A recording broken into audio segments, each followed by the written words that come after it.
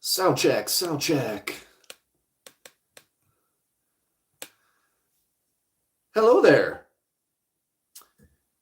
If you are watching the replay, you might want to skip ahead about 4 minutes because what I usually do is I'm going to do a little bit of setup and also give it some time to let people get logged in.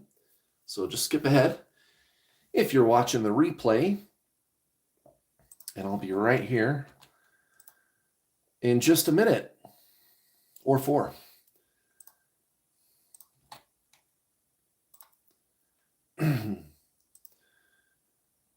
Good morning. What's up, guys? How you doing?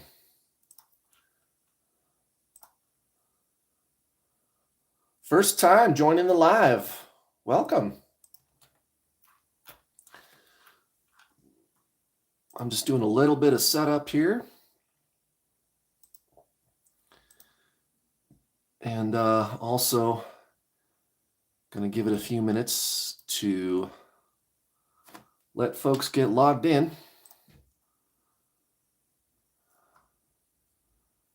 California, where's everybody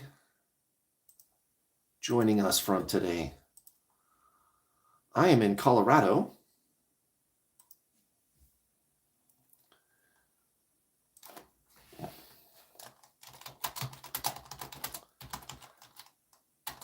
Hello, hello. What's up, guys?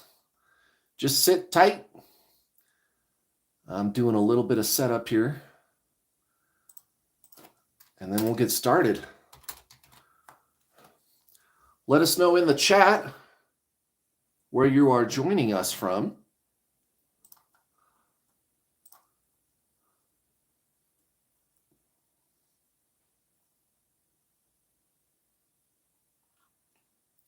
All right, that's good to go.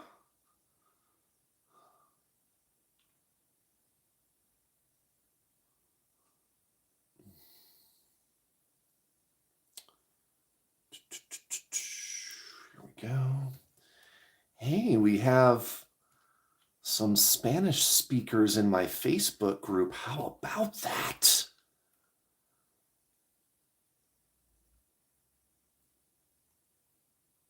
Nice. What's up, guys? Just sit tight. I am doing a little bit of setup. And, whoops.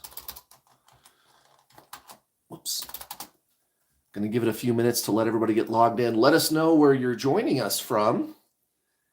If you're just joining us.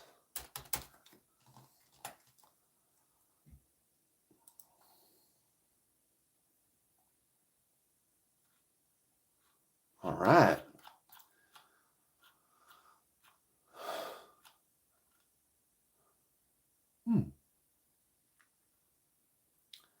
Is that...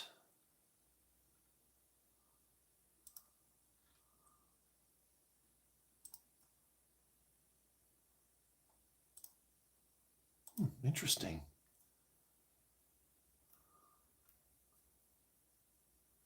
Oh, nice. I love that. We're going to build up my Spanish audience. That is so cool. I've got almost 400. Is it 400? 368 subscribers on my Spanish YouTube channel. And it was like 148 a week ago. So I don't know. It's exploding. We are going to take this message around the world. Friends, welcome. It's Friday. It's live Q&A. I'll be with you for the next hour or two. Let's see. What do we got? Folks joining us from around the world. Whoops, I gotta flip this. There we go. If you're just joining us, let me know where you are joining me from. We got people from everywhere.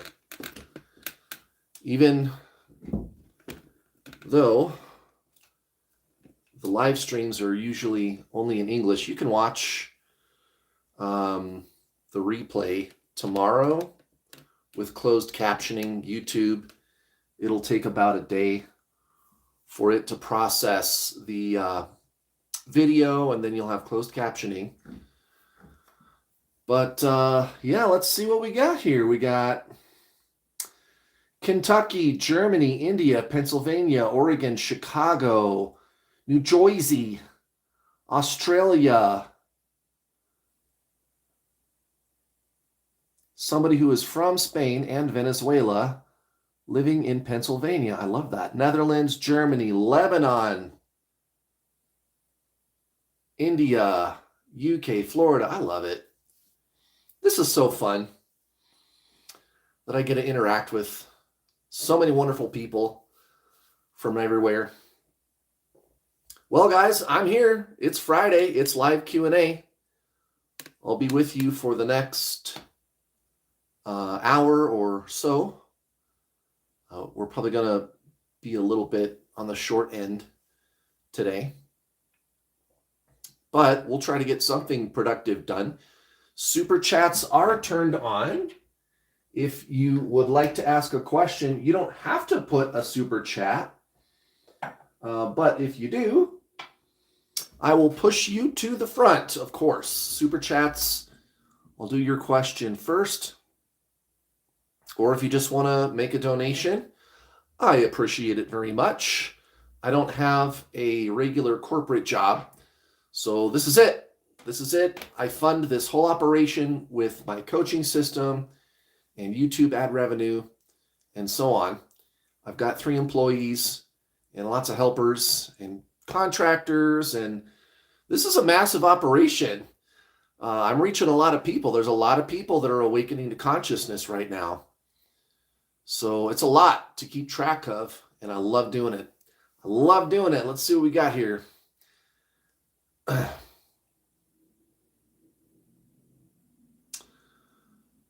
Let's see. First question, Megha Sharma.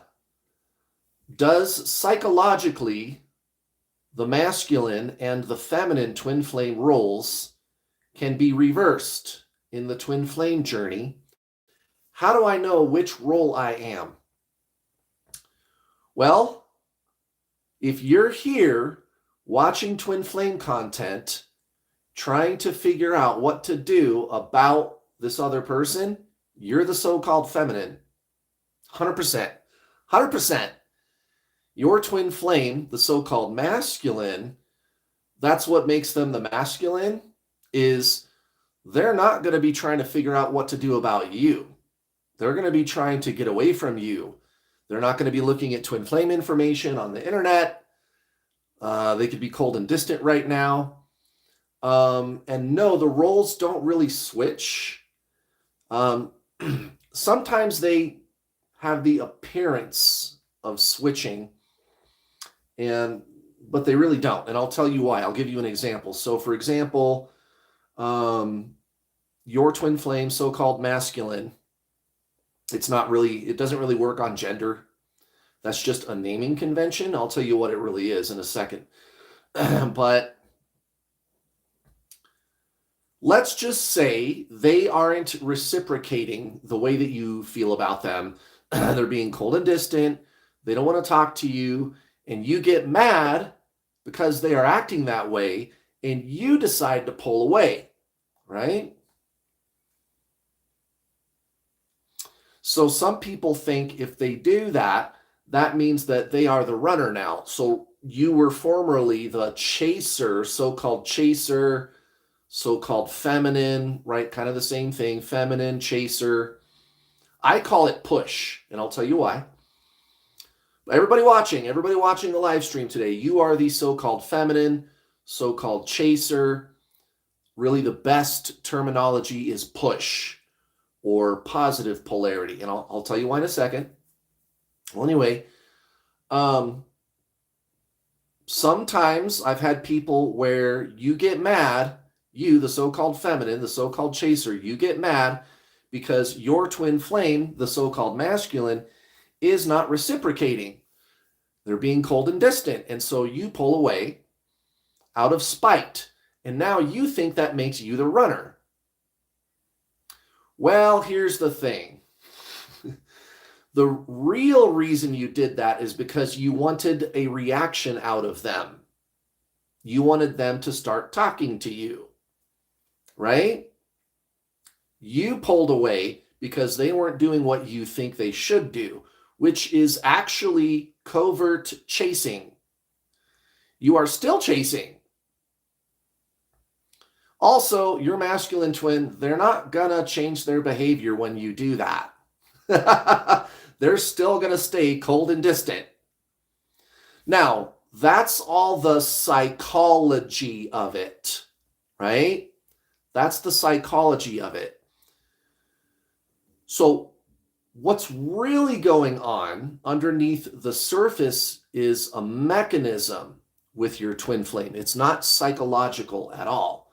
It might have the appearance of having psychological reasons, but this is not soulmates. This works different than a conventional relationship. And I don't have to convince you guys about that, right? So the rules are very different.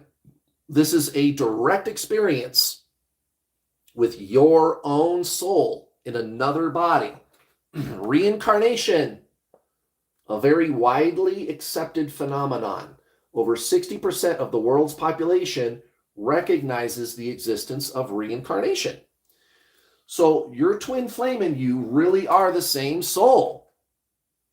You are simultaneous incarnations of the same soul. Your twin flame is your other self. And we can go more deeply into how the energies ended up the way they did if you want later.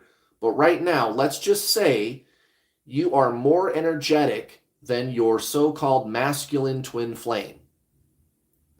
They are less energetic. And it's because you are a more evolved version of them. You have more consciousness, you've lived more incarnations, you've lived more lives, and so on. And that creates, at the level of the mind, in equilibrium. In equilibrium. You and your twin flame are a closed energy system.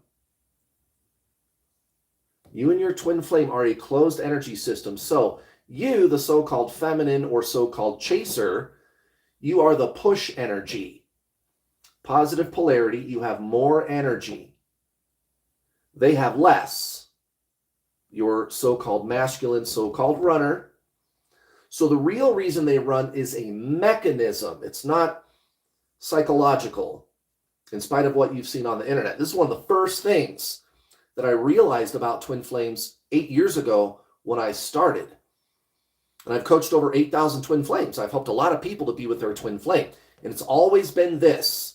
There have been a lot of different reasons that people have given over the years, other than this mechanism, to try to explain what it is, but those reasons always come and go, don't they? Originally it was, oh, well, they need to do some healing. They've got some inner childhood wounds. That was there about 7 years ago. And then about 5 years ago, it was, oh, well, they're a narcissist. And now that's not really that popular of an explanation. Now it's, oh, well, they're an avoidant. And I'm over here going, okay, guys, which is it? Is it they need to do some healing? Is it that they're a narcissist? Is it that they're an avoidant? Which is it, right? These psychological reasons come and go, guys. This is still here after 8 years, the push-pull. The push-pull is still here after 8 years. And about half of you can physically feel the energy. You can feel like this metaphysical force moving from you to them. I'm going to close the window shades, but I'll keep talking. So I've coached over 8,000 twin flames. I've had this conversation a lot of times with a lot of people. I've been doing twin flame tests where I ask people these types of paranormal and metaphysical questions. And about half of them, you can physically feel the energy moving from you to them. It's like a force. It's weird. It's cool. So it's a mechanism, guys. You're not separate from your twin flame. The rules really are different here. This isn't a conventional relationship at all. This is a direct experience with your soul in another body. This here, this picture that you see, this is one thing. This is a closed energy system. You and your twin flame are a closed energy system. This is the reason they run. So whenever you focus on your twin flame, mentally, emotionally, or metaphysically, they focus on anything but you. That's the twin flame push-pull. And I'm sure you've seen that terminology around. I'm sure at some point, some of you, you've probably heard of somebody talking about the twin flame push-pull. And now the internet ruined it, misinterpreted it. They added all this mythology to it and made it all into this big psychological thing. But the twin flame push-pull was still there 8 years ago when I started, and it was understood that it's energy. It's not psychological. It's a mechanism. It's entropy. Entropy is the real reason that your twin flame runs. In all closed energy systems, energy moves from greater to lesser. This is like one of the most simple laws of physics. This is like, second grade physics. Like a second grader learns this. This is prior to or not that long after Sir Isaac Newton. This is really basic stuff, right? The fundamentals governing our universe are the same fundamentals that govern the soul. So this is why they run, guys. You're not separate from your twin flame at all. This is a direct experience with your own soul in another body. This is one consciousness interacting with itself in two bodies. And one of you has lived more lives, reincarnation, you've lived more lives than the other one. And so it creates that difference in energy. So that's why they run. The energy, the differential in energy is at the mental level. Remember, you are body, mind, soul. The differential in energy is at the mental level. So this is why I tell my students, you got to do a detox, stop chasing them, right? Stop making this about the person. Stop talking to them for a while and go within, align with your soul. Create a daily spiritual practice that's conducive to genuine spiritualism, aligning with the deeper consciousness within, and they come back. When you go within, when you align with the soul, there's no difference between you and them at all. So down here in the 3D, in this third dimension, there's the appearance of separateness. Separation, that's what that word really is. But it's just an illusion. And I think you guys, as spiritual travelers, you all kind of know about that, how this physical reality is basically an illusion, right? So you're not really separate from them at all. It appears that way on the physical plane, but that's not ultimate reality. Ultimate reality is spiritual, and that's what you really are beyond body and mind. And it's at that level where you are your twin flame. And so that's what I teach people, how to align with that deeper consciousness, that spiritual being that you are, right? And at that level, there's no separation. You are your twin flame, and that's when they come back. Let's move on to the next question. Great question, by the way. Good opener. Next question. Oh, it's a super chat. Thank you. Joe Marie 711. Thank you. They said, this might sound like a dumb question, but I'm genuinely wondering, can someone still be a twin flame if they struggle with mental illness? Of course you can. This is actually a really good question, because part of the problem that you're going to encounter online, and I've been screaming bloody murder about this for 8 years, is there's a real phenomenon going on here, right, with twin flames. There's something that we can have a real discussion about, and it's really interesting too. Unfortunately, thanks to the pop culture mentality on the internet, a lot of people who are not really having this experience of meeting another incarnation of their soul, or what we call twin flame, they think that they are.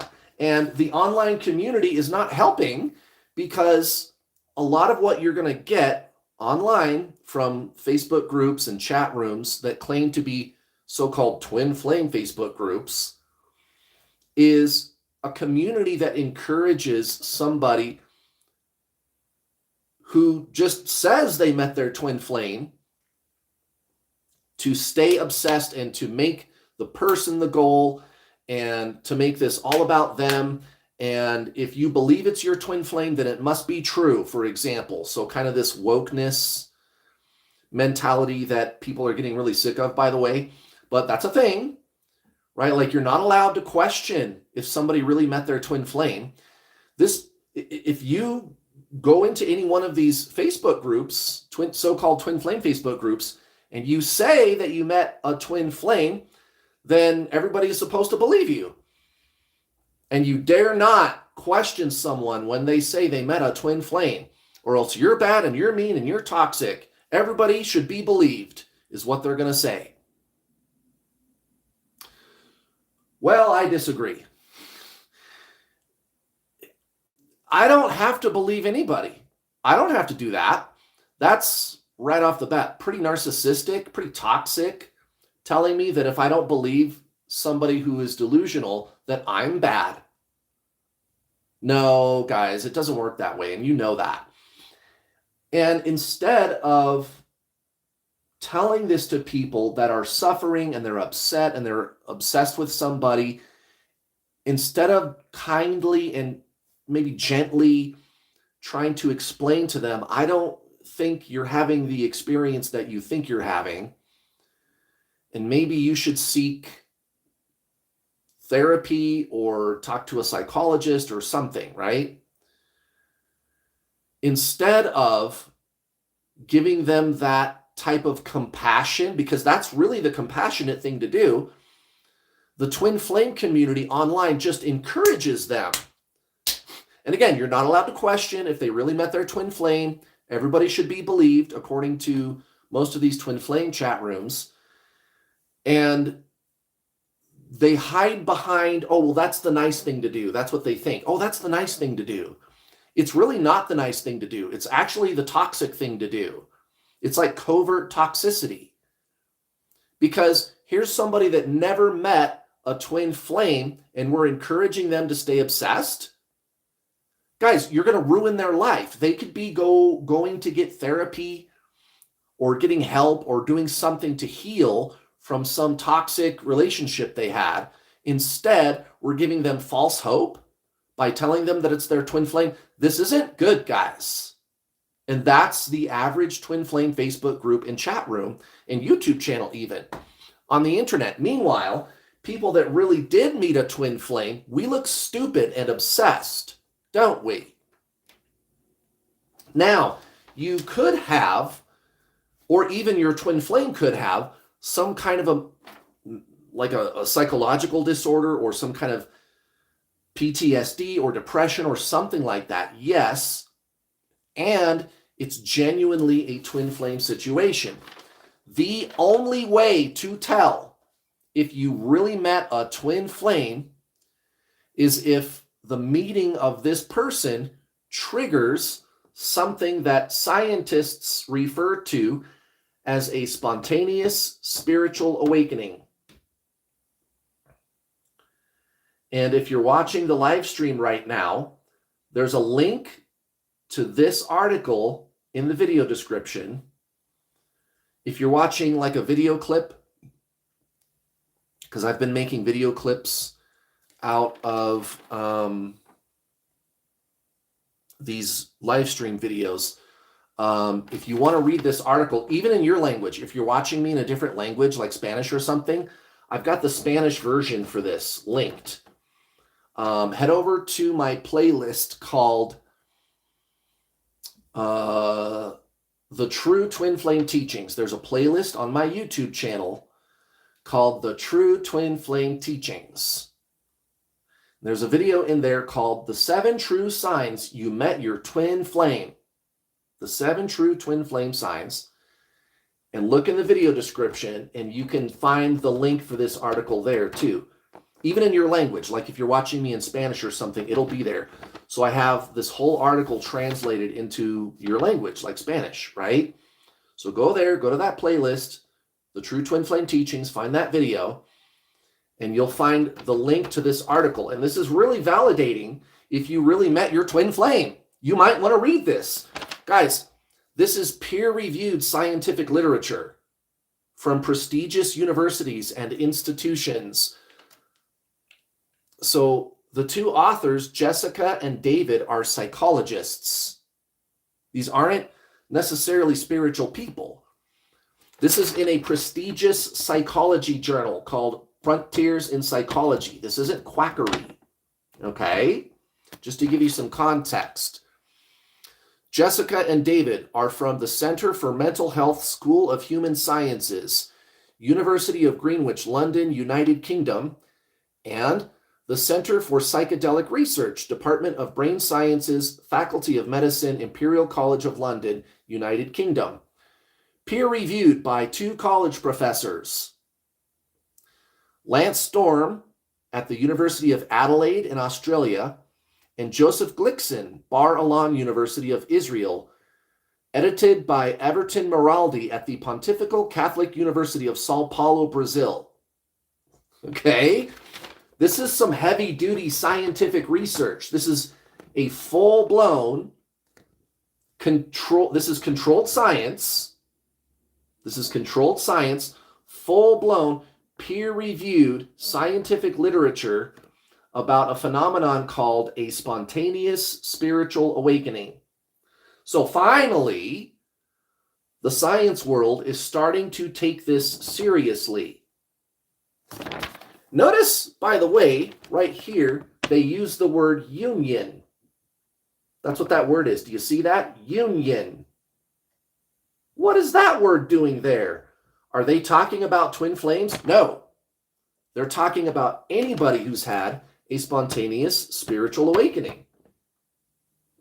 So maybe the word union, maybe that doesn't mean what you think it does. And that's one of the code breakers that I figured out a long time ago about twin flames. Also, by the way, they're talking about kundalini, having kundalini. And there's also, if you read the article, they get to talking about having psychic visions, out-of-body experiences, all the stuff that I'm always talking about. Now, also linked in this live stream and the 7 True Signs video that I referenced earlier. If you really want to go see this, right? I have the link in both of those videos, the 7 True Signs You Met Your Twin Flame. There's a link for this too. And this is from Medical News Today. And they're talking about, this is, reviewed by Janet Brito, PhD, right? These are not wackadoodles. These are psychologists. And they're talking about what is obsessive love disorder. And again, even if you're watching me in Spanish or something, go to the 7 True Signs video if you want to see the link for this in your language. Or if you're watching the live stream, it'll be below in English only. But if you are coming from my Spanish YouTube channel, go back to that YouTube channel and you'll be able to track this down. Anyway, so I'm just giving you this contrast. How do you really know if you met your twin flame? Well, you're going to be experiencing a spontaneous spiritual awakening. If that never happens and you're just obsessed with this person, maybe you have obsessive love disorder. I'm just putting it out there, and I'm not a psychologist, but I know that the science world is finally taking the phenomenon of a spontaneous spiritual awakening seriously.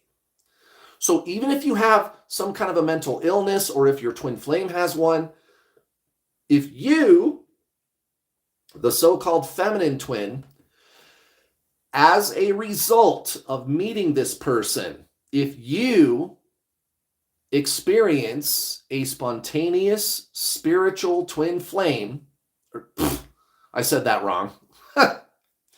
If you experience a spontaneous spiritual awakening as the result of meeting your twin flame, or the person you think is your twin flame, then it's your twin flame. And it's going to include things like, yeah, the dark night of the soul. There's the painful part at the beginning. It's really painful. It's bad. There's all this obsessive thinking. There's this like loss of identity that you experience. Like, I don't know who I am anymore, right? So there's the painful part at the beginning. And that's the part that people, that's like all they need to hear. Like if I just tell them that you have this obsessive thinking and you're suffering a lot and you're crying a lot, they stop listening after that. They don't want to hear anything else that I have to say after that, because after that, I'm going to start talking about having Kundalini, experiencing psychic intuition through the heart.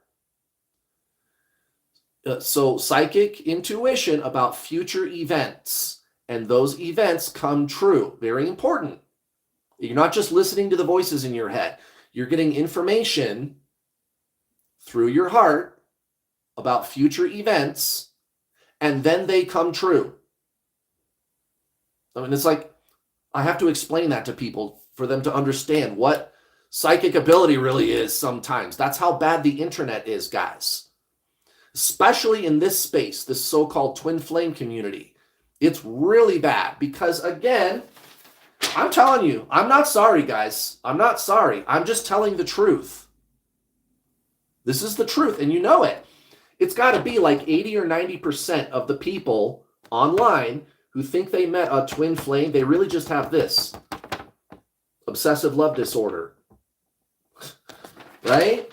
And so when I start explaining, you got to have Kundalini, out-of-body experiences, you're going to have psychic visions, you're going to experience non-dual merging with God, right? Stuff like this.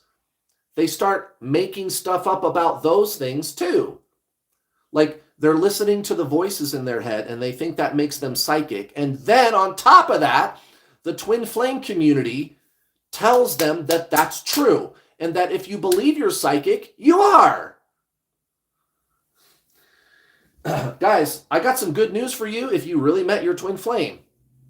There are some very rigorous scientific researchers like the University of Virginia, the University of Greenwich in London, the Imperial College of London, the Monroe Institute. You got Julia Mossbridge, who's a PhD and a paranormal researcher doing controlled scientific research into the phenomenon of psychic ability, Kundalini, non-dual merging with God, remote viewing, right?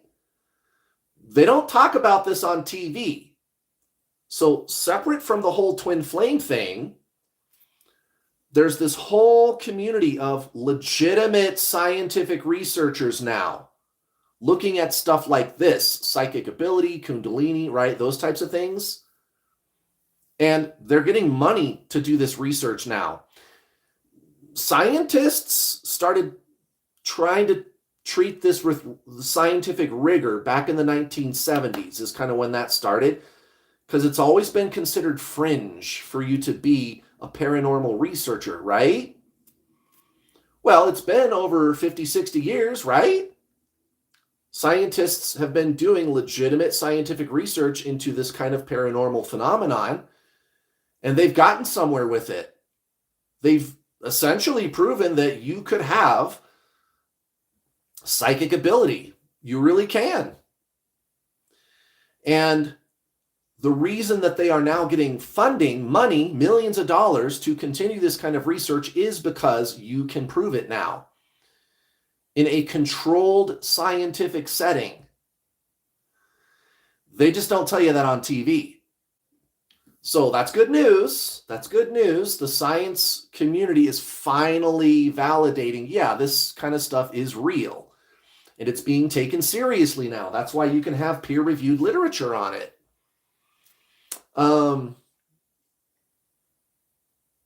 So, if you met another incarnation of your soul, it's going to trigger this type of highly paranormal spiritual awakening.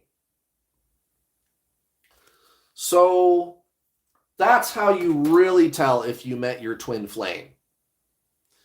And there's lots of other catalysts and triggers that could cause somebody to have a spontaneous spiritual awakening. Twin flame is just one of them. There's a video on my True Twin Flame Teachings playlist. If you want to go check it out, it's available in your language. If you're watching me in a language other than English, it's called Twin Flames, the Doorway to Union, where I explain that there's a lot of different doorways to a spontaneous spiritual awakening. Twin flame is just one of them. You guys, consciousness is exploding on planet Earth right now. There's a myriad of ways for you to be having this experience. I've got a buddy who had one of these about 25 years ago, a spontaneous spiritual awakening. And he didn't need a twin flame. His was all life circumstances. Eckhart Tolle, same thing. He had anxiety and depression, and his life was kind of falling apart, right? And he'll tell you that in the introduction of his book here, The Power of Now. This is a great book, by the way. If you really want to get your twin flame back, you should read this book. And this is available in almost every language. It's called The Power of Now by Eckhart Tolle. The Power of Now by Eckhart Tolle, who is essentially the modern day Buddha. And if you use the master's teachings, right, the Buddha, Paramahansa Yogananda, Krishnamurti, Eckhart Tolle, right? If you use their teachings, you get your twin flame to come back. That's what this is, guys. This is your forced spiritual awakening. It is a spontaneous spiritual awakening. And if you just treat it like that, everything that needs to happen with your person, it'll work itself out. So, Joe Marie, 711, I hope that answers your question. I'm sure it does. Like I said, yeah, there could be mental illness with you or your twin flame, but the way to tell is if you meet this person, it triggers this highly paranormal and metaphysical spontaneous spiritual awakening. That doesn't just happen. You don't just meet somebody and start having out-of-body experiences and become psychic spontaneously. Yeah, that doesn't just happen, guys. This is very different. And you'll notice, and I'm not saying this to brag or to put anybody down, guys, but you got to be careful out there.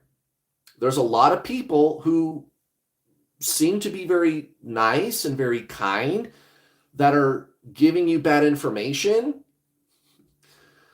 Let's talk about this. Let's talk about, so we got a couple more super chats. I want to get to your super chats, but let's talk about something I call the helpful handyman. So there's people on the internet, super nice people, very kind, but very confused. And I call them the helpful handymen. Not exactly the same as a wolf in sheep's clothing. I mean, there's a few of those too out there. And of course, they did not meet their twin flame. For example, the two people on Netflix, whose name I will not use, It's like speak no evil. Yeah, they are not twin flames. And I don't think that's very hard to prove. And I'm not the only one who has that opinion. There's a lot of people looking at them like, I don't think these people are authentic. Well, anyway, other than them, most of what you're going to get online are nice people that want to help you with your twin flame or just even spiritualism in general, right? But they don't really get it. They don't really understand how this works or what to do. And they're giving you all this advice that keeps you stuck in loops and cycles of suffering or the back and forth with your twin flame, right? And I call them the helpful handymen. So one time I hired a handyman. He came over to the house. He was a super great guy. He really was super nice. He had a nice pickup truck and nice workman's clothes. And he seemed like a real straight up guy. But when I saw him get down to work, I said, oh no, he doesn't know what he's doing. He started breaking all kinds of stuff and he put the towel bar on all crooked. You know, I had to fix it later, but I sent him away. I said, thank you. You know, I'm out of money. Here's your pay. And I sent him away. And I thought, well, maybe the guy used to be like a IT person, you know, like a computer guy. You know what I mean? And he just decided, oh, I'm going to be a handyman. So he was a good guy and everything, but he didn't know how to be a handyman because his background was computers. I don't know. I'm just trying to figure out what happened there. But that's what you're going to get on average online in these twin flame chat rooms or even spiritual communities. People that are going to tell you that you can heal your way into the soul, or you can get energy clearings and become spiritual. None of the great spiritual masters, not one of them, are ever going to tell you that you can become spiritual. And maybe that's something we'll talk about later. But that's what's so paradoxical and even frustrating to the beginner student of genuine spiritualism is you're trying to figure out how to get something accomplished here on your spiritual journey. And the teacher is always telling you that's not it. You can't become spiritual, right? Now, the reason for that is because it is the mind that wants to become spiritual. And I still get a lot of pushback from the New Agers on the internet, helpful handymen. They are helpful handymen, nice people, but very confused. They're going to insist that you got to do healing and energy clearings. And that Kurt guy, he doesn't know what he's talking about. And my $100,000 challenge still stands to this day. Well, maybe I better make it $1,000. But I'll give you $1,000 if you can find me one of the spiritual masters, not some random person on YouTube, but somebody like the Buddha, Paramahansa Yogananda, Hare Krishna, Krishnamurti, Alan Watts, Ram Dass, Eckhart Tolle, Gangaji, Rupert Spira, the masters. The masters, find me one time when any one of them said you can heal your way into becoming spiritual. Find me one. You're never going to find it. If you can, I'll give you $1,000, but you're never going to find it. So I guess I get to save my $1,000. So the helpful handymen, that's where a lot of this kind of toxicity is coming from too. Like people telling you, oh, well, if you believe it's your twin flame, then it is. Or this works differently for everybody. The twin flame, to get your twin flame to come back and for you to feel better about things and everything like that, it works different for everybody. Really? So there's got to be 1,000 different ways that it works then. And I guess I'm supposed to just try each one of those out until I find the one that works. So I'm fucked. I'm never going to be able to get some peace. No, guys, it works the same for everybody. You are a soul.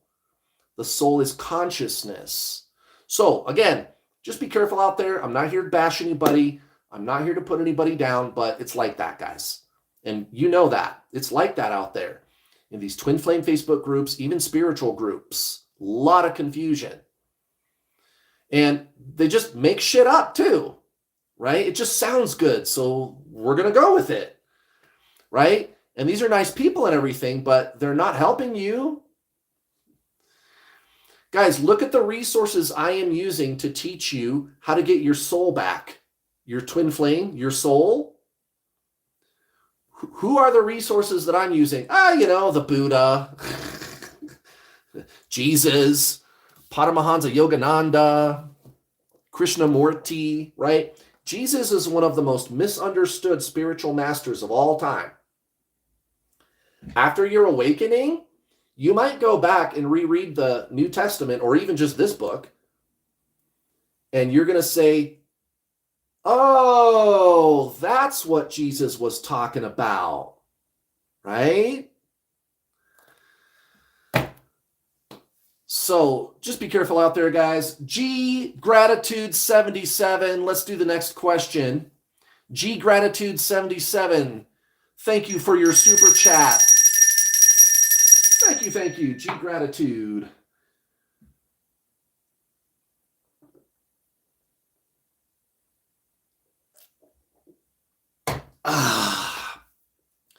G Gratitude said, hello, Kurt. I am a student from 2025, and I'm in total peace. Amen. I love that. They said, I'm feeling my twin flame, right? SI, simultaneous incarnation.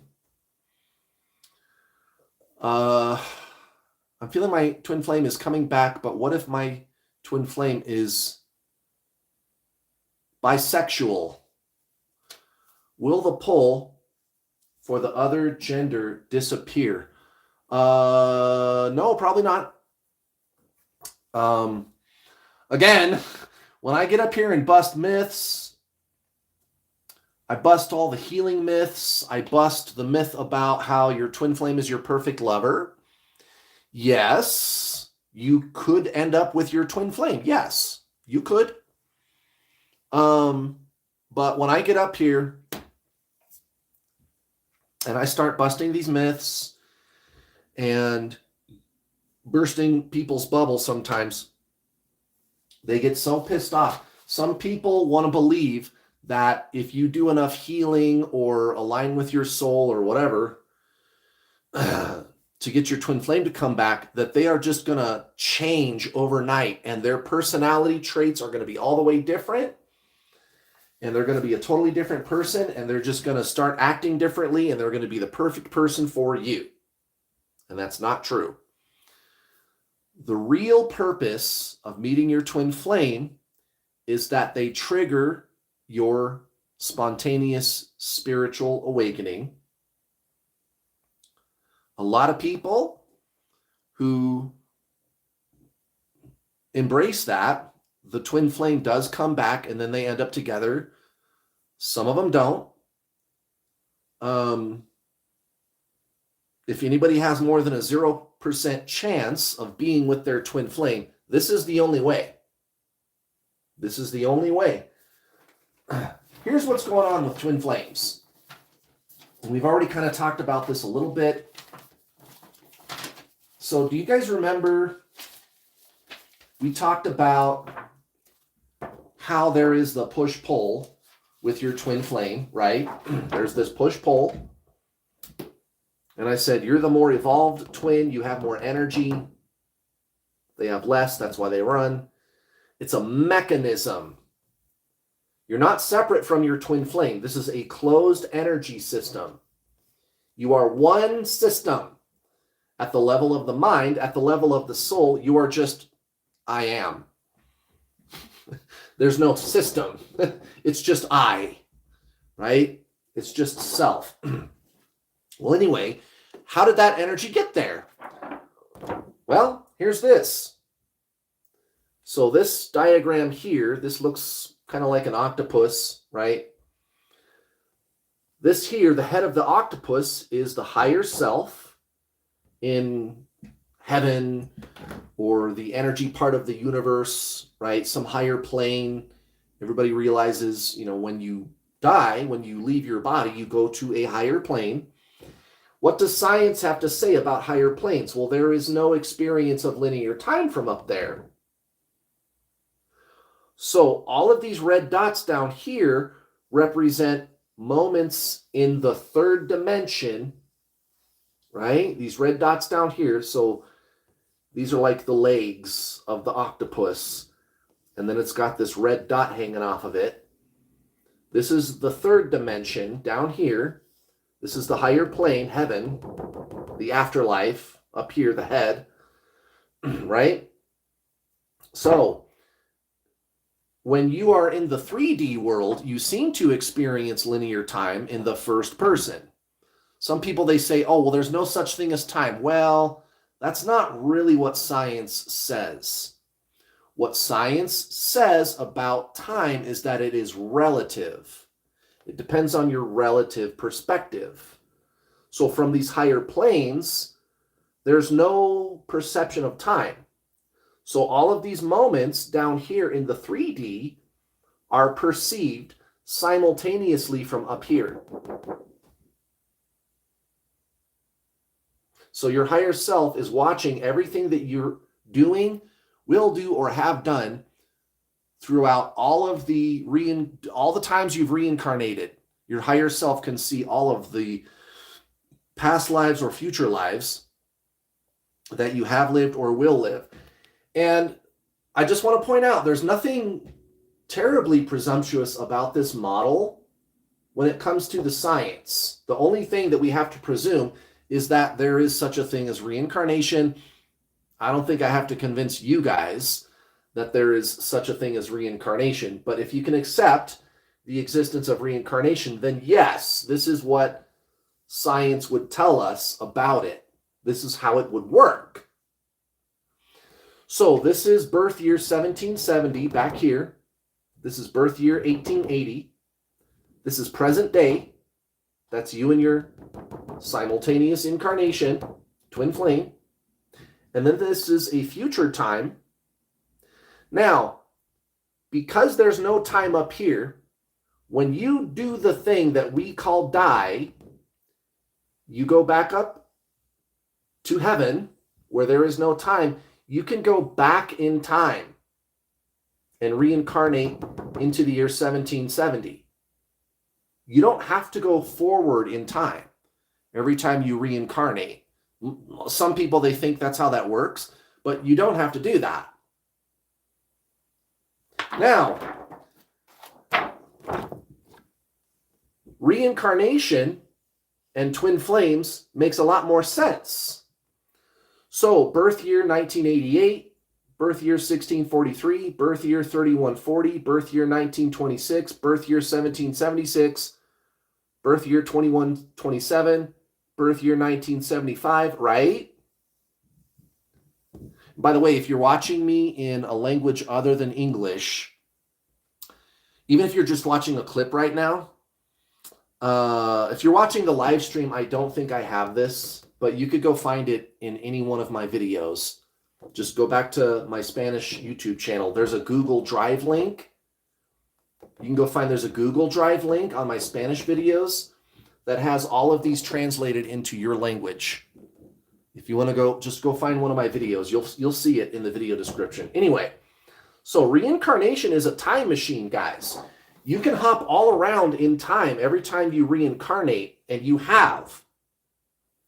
So that's why you have more energy.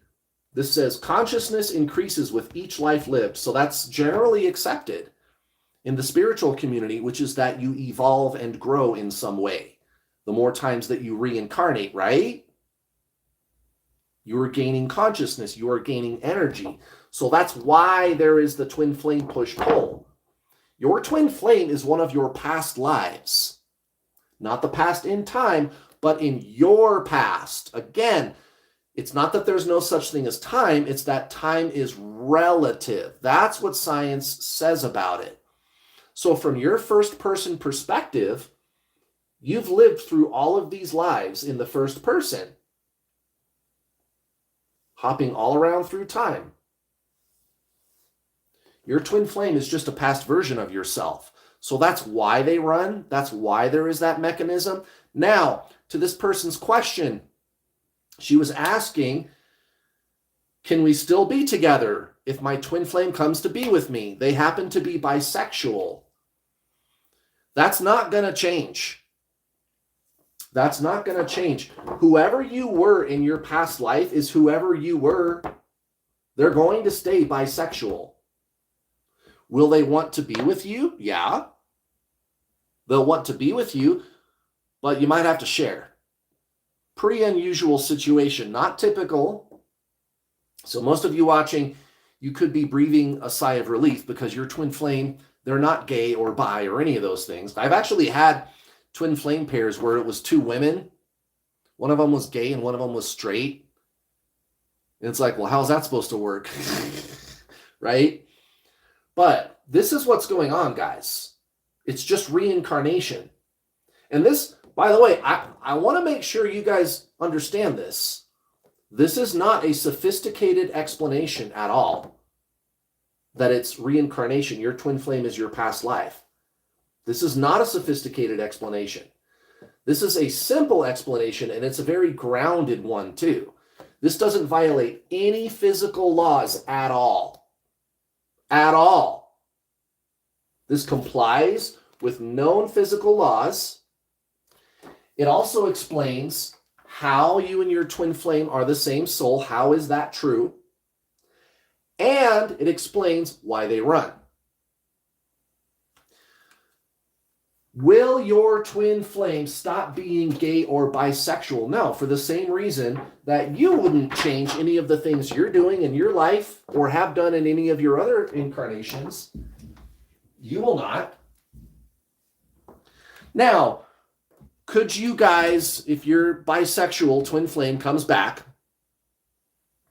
to be with you, could you guys agree to be monogamous and they will honor that? Sure, it's theoretically possible if they really want to be with you. And you guys have that conversation and you tell them, look, I'm not cool with doing things open-ended. I want to be monogamous. If they agree to that, no problem. No problem.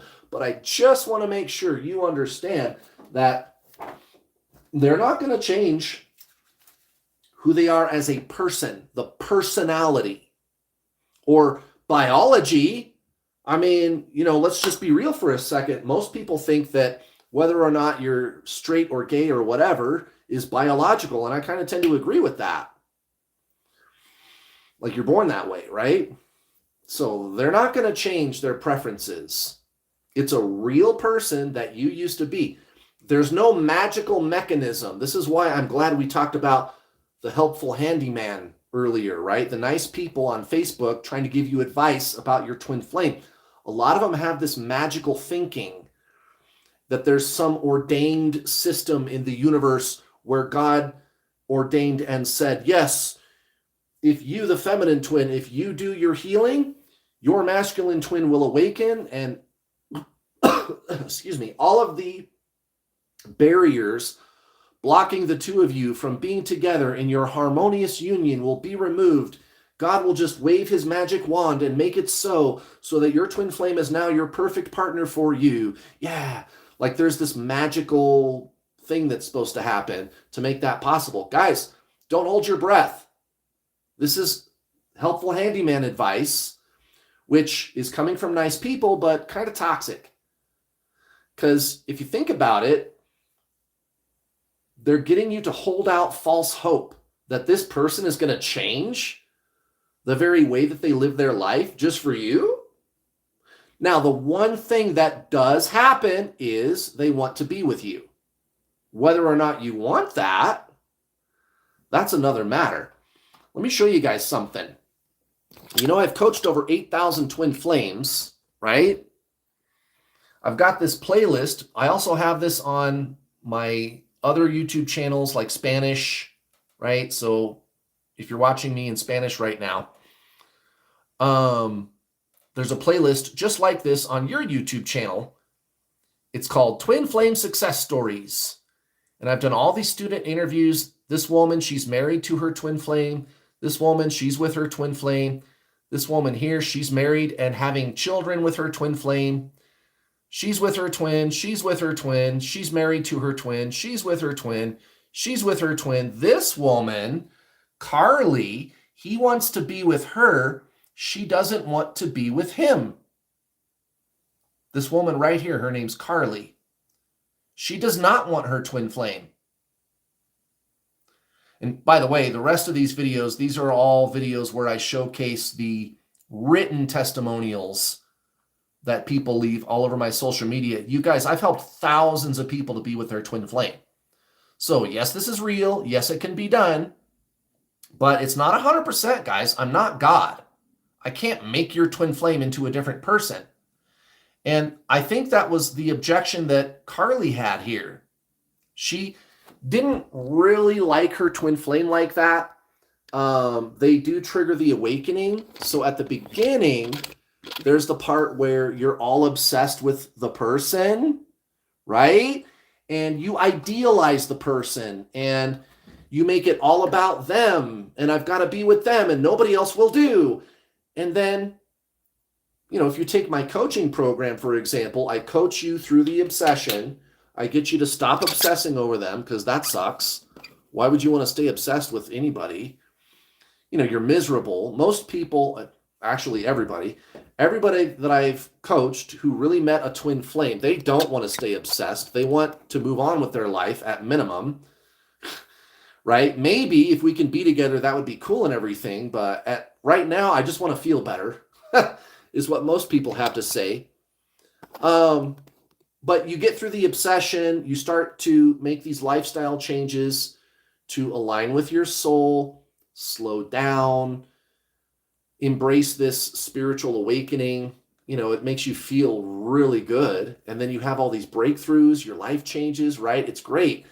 Now, at the end, once the obsession is over, you might look at your twin flame and go, they're not really right for me. Right. This isn't soulmates, guys. This is not soulmates. You could have been somebody in one of your past lives who was kind of a jerk or had weird habits or whatever. You know, whenever you ask somebody if they know who they used to be in a past life, it always has to be, I was a king or a prince or a famous rock star. Like if you go look on YouTube, right, it's always got to be something like that. And you guys know that's not it. You know that's all pop culture, new age fad crap on the internet. The odds are you've reincarnated hundreds or thousands of times, and you've been all kinds of different people, good and bad. You've been good people, you've been bad people. If you've reincarnated a couple thousand times, you've played all kinds of roles, guys. So no, you might not want your twin. You might not want them. And again, this is the kind of conversation I just piss some people off. You guys, and I'm not trying to piss people off. I'm just trying to tell the truth. Some people, they really want to idealize this whole thing. And that's not good, guys. That is not good. All right, next super chat. Victor Bauer, thank you for your super chat. Victor, can there be infidelity that creates separation in twin flames? And can the runner-chaser roles switch as a result? So, Victor, I just spent about 20 minutes answering whether or not the runner-chaser roles can switch. Just go ahead and go back, watch the replay. As soon as we're done, it's the first question I answered. Can the roles switch? The answer is no. And it's because runner-chaser isn't really how it works. You could pull away from your twin flame, but you're using that as like a contrivance to get them to want to be with you most of the time. So it doesn't work on runner chaser. It doesn't work on masculine feminine. It's energy, Victor. Energy is why there's the push pull. Can there be infidelity? Sure, there can be infidelity, but that's not the reason why they run. The reason your twin flame runs is never a psychological reason. It's never a psychological reason. It's a mechanism.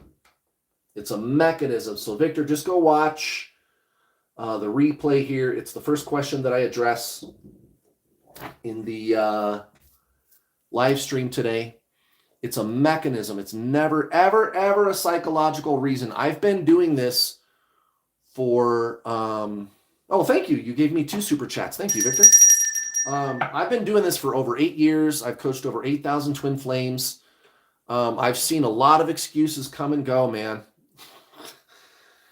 When I first started, it was the push-pull. It was the mechanism. 8 years ago, it was this. And like I said earlier, sometimes you can feel it. You can physically feel the energy moving from you to them. It's like a force, right? About half of you experienced that. I did. So that was 8 years ago. I figured that out. Otherwise, you can detect the push-pull by like stop chasing them, and you do like a really strict detox, and you start meditating instead. You replace all the twin flame insanity with slowing down, building out spaciousness into your life, meditating, learning the master's teachings, right? And at some point, you may feel like a shift, or like you're letting them go. You feel free of them suddenly, and immediately they contact you.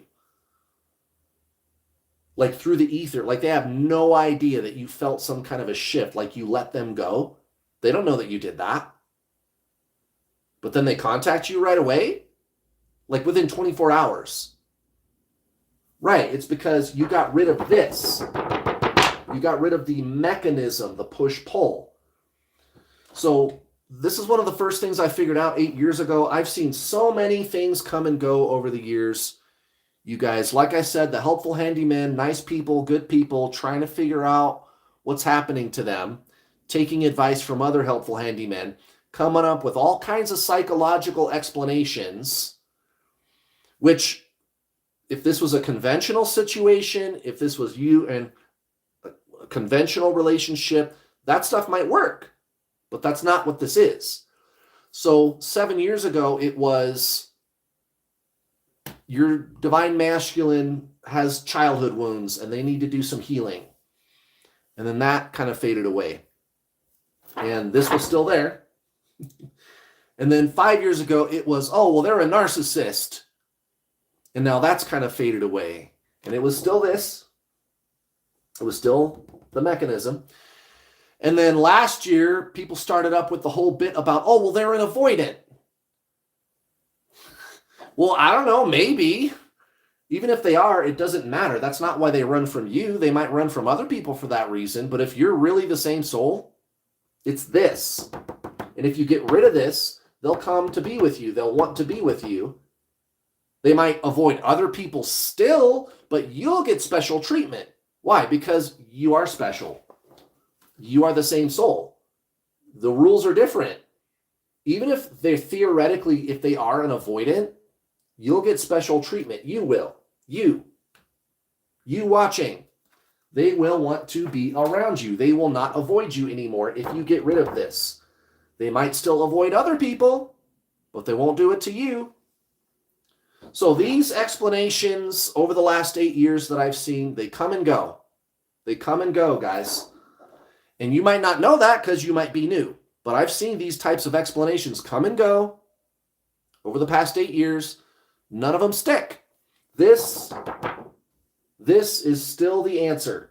It's still this mechanism. This is still the real reason they run. Everything else is surface level stuff. So, Victor, I hope that helps. That was a really great question. By the way, go ahead and go watch the replay after we're done here today. Kim, hello! Thank you for the super chat. Next question, Kim. I've been seeing a lot of numbers every day, all day. They follow me. I'm thinking things and it's happening. Meditation lasting longer at peace. Oh, that's so great. Kim, thank you for sharing that. I know you've been struggling. I can't remember. I'm pretty sure you're a student.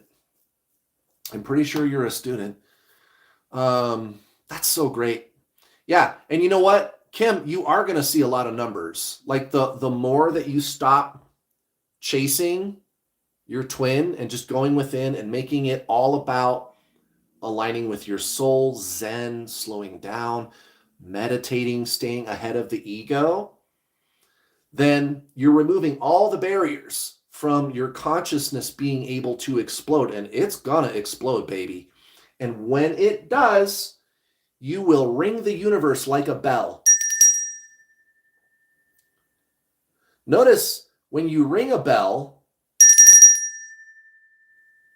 even after the gong stops making contact with the bell housing, the bell still reverberates and rings for a few seconds, right?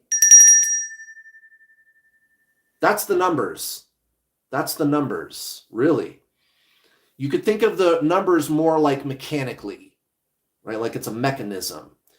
They don't really mean anything. They might in certain situations. I'll explain that in a second, but really it's your consciousness is exploding and bouncing off the universe and ringing it like a bell. And so you get those numbers as your consciousness is being echoed back to you. It's the universe, God, the all, whatever you want to call it, telling you, hi, I heard you.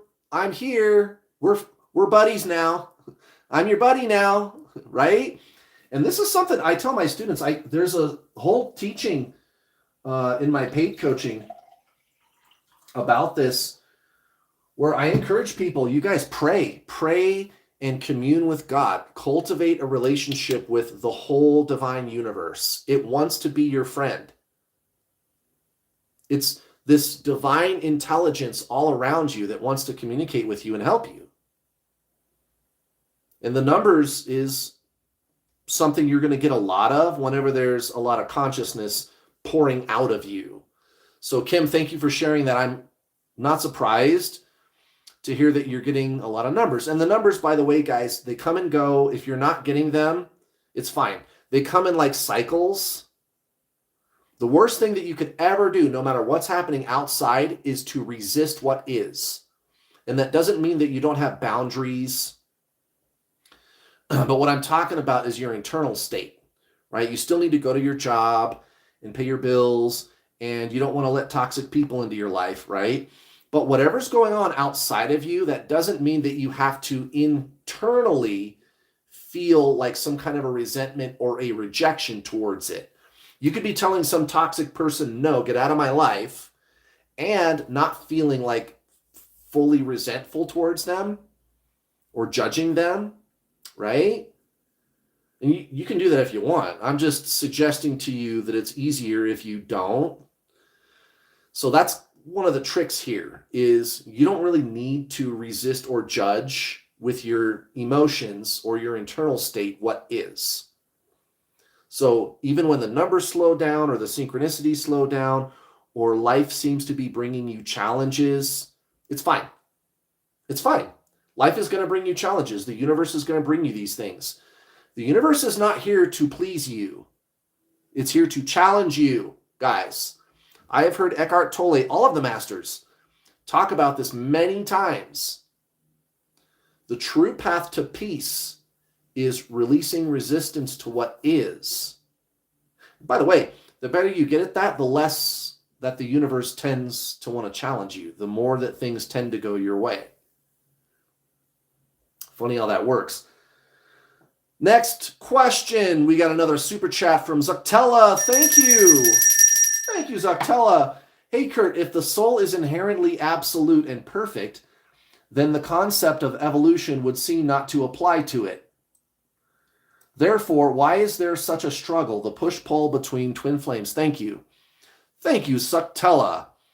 So, your question is based on a false premise.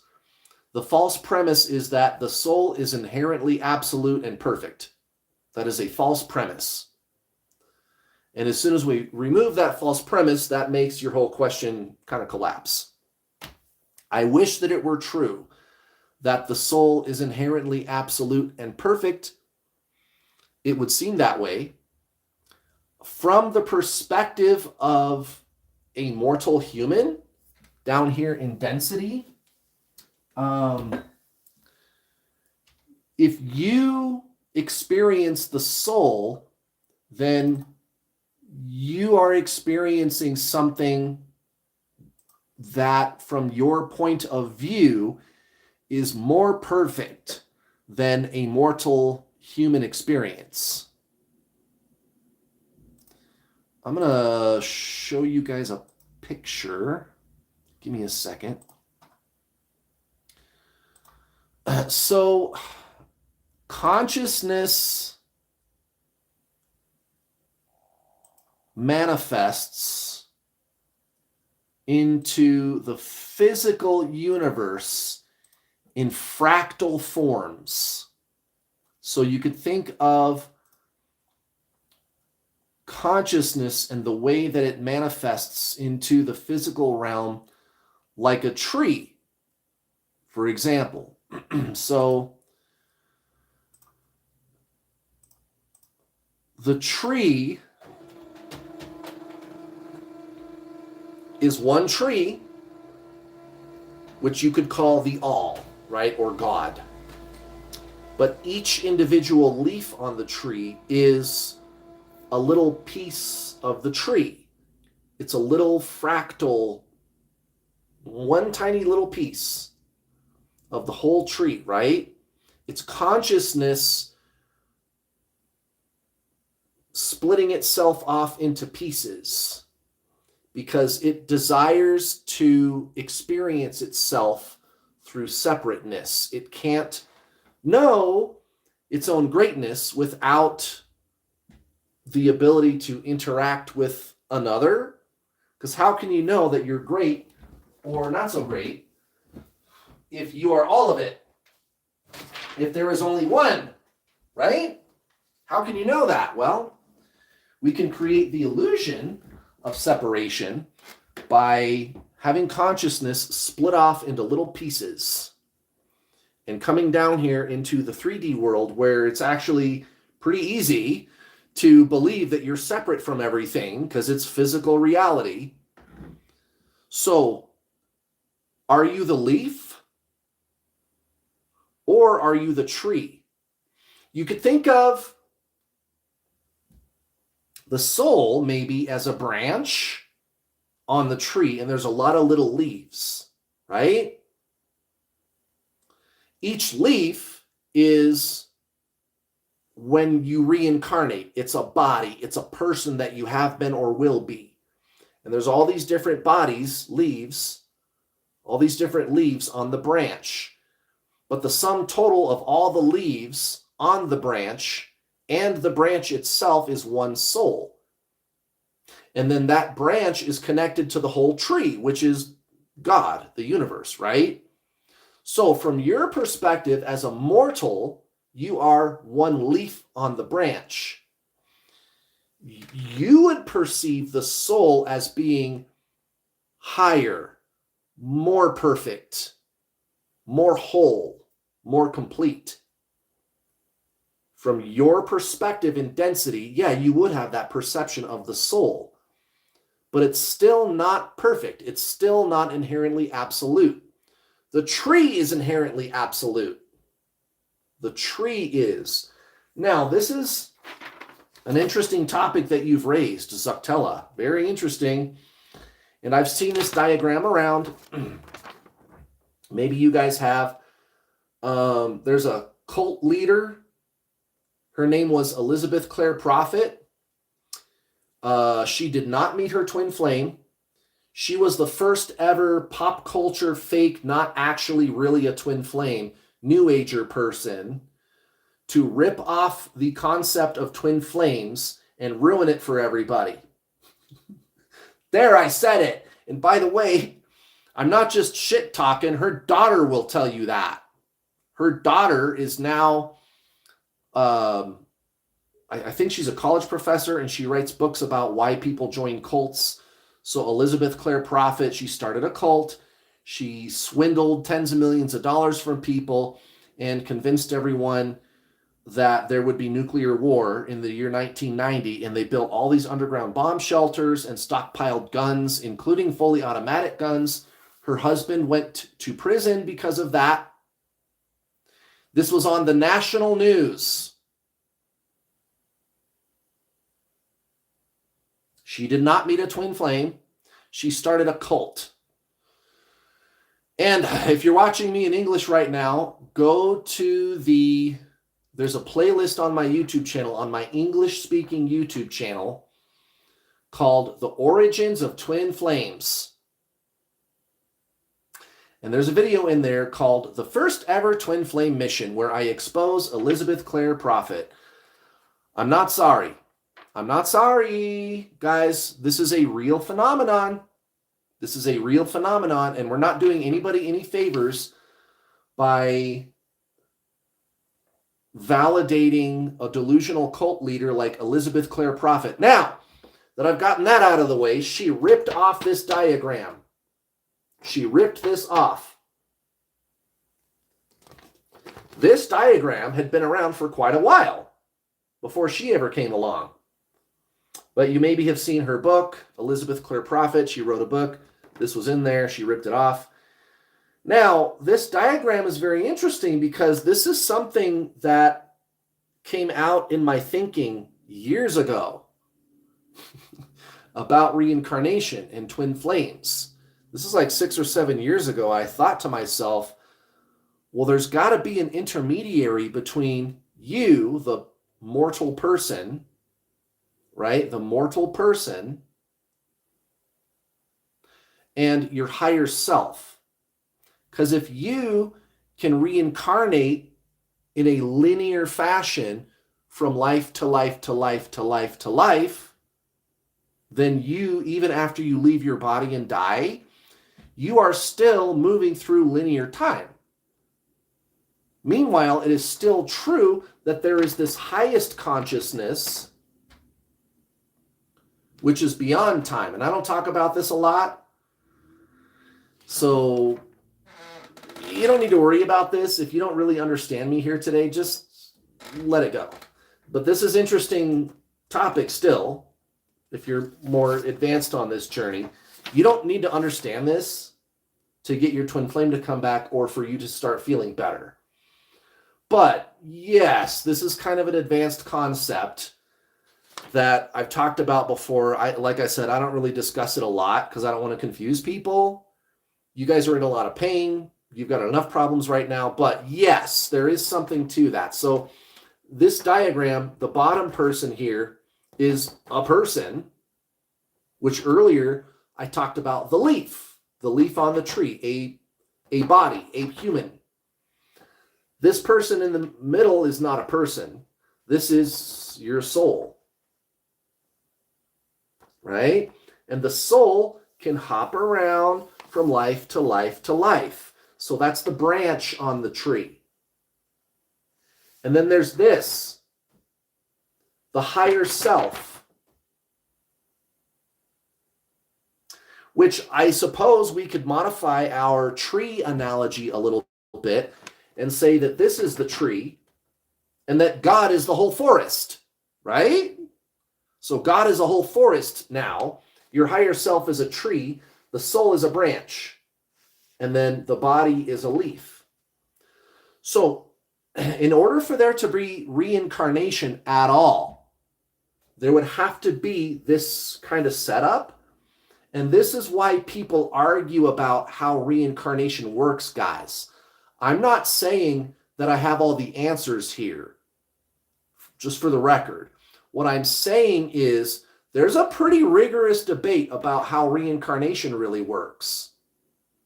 We know that there is reincarnation. Yes, there's an overwhelming amount of evidence for that. But why is there reincarnation? There's spiritual teachers that are going to tell you you have to reincarnate 35 more times to reach enlightenment. Well, that's bogus when you really understand non-duality teachings. Because then you've got somebody like Eckhart Tolle who's going to tell you you don't have to reincarnate ever again. And so, like Buddhists, they kind of understand what I'm talking about right now. So there's like Buddhism, Hinduism, they kind of butt heads on the whole reincarnation thing because one group is saying you have to reincarnate a whole bunch and evolve, and the other one is saying, well, when you get to the end of this karmic cycle of reincarnation, you can leave and never reincarnate again. And that's what you want. That's like one of the teachings from Buddhism or Hinduism. I don't remember which one, but you guys have kind of heard about this, right? You've heard about this. And I'm not saying either one is right or wrong. I'm just telling you what people talk about in the spiritual world, right? So there is this process of reincarnation. Why? And something else that we could be talking about, and I talk about this often, actually over here on this video platform, this other video platform, I talk about, is Earth like a prison that you can't leave? Like, why do we have to keep reincarnating? Or do we? Because when you realize your true nature, which is that you are the forest, you're not even the tree. You're not just the leaf. You're not just the branch. You're not even just the tree. You're the whole forest. When you realize ultimate reality, which Zoctella, you're asking me about, right? What is it that is inherently absolute? Well, what's inherently absolute is something that can neither be understood nor not understood. It neither exists nor inexists, and we can get into that later if you guys want. We can talk more deeply about non-duality teachings, but I think I've just opened up a big can of worms for you guys. And I'm not going to tell you what opinion to have or what to think. I'm just explaining to you the mechanisms and what we know. So we know that there is reincarnation. We know that there is ultimate reality. So it's up to you to decide how to reconcile those two things, which when you really dig into the philosophy here, gets paradoxical. But I'm not the first person to have ever had this thought. That's why I'm showing you this diagram. This came out, I think this was the 1880s or something, the first time somebody dreamt this up. I'm not the first person to ever thought about this, guys. And again, Buddhists, Hindus, they talk about this shit. Which is it? Do I have to keep reincarnating or can I leave? And why is there reincarnation? Is this some kind of a prison planet? So I hope I just kind of blew your mind. Mama P, thank you for your super chat. Thank you. You're very kind. It's good to see you on here. We got a couple more super chats. Let's see.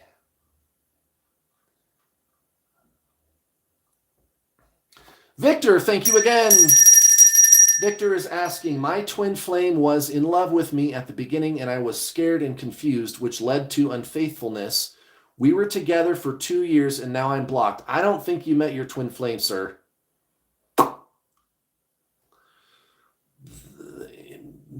In 100% of cases, 100% of cases, and I'm not doing you any favors, Victor.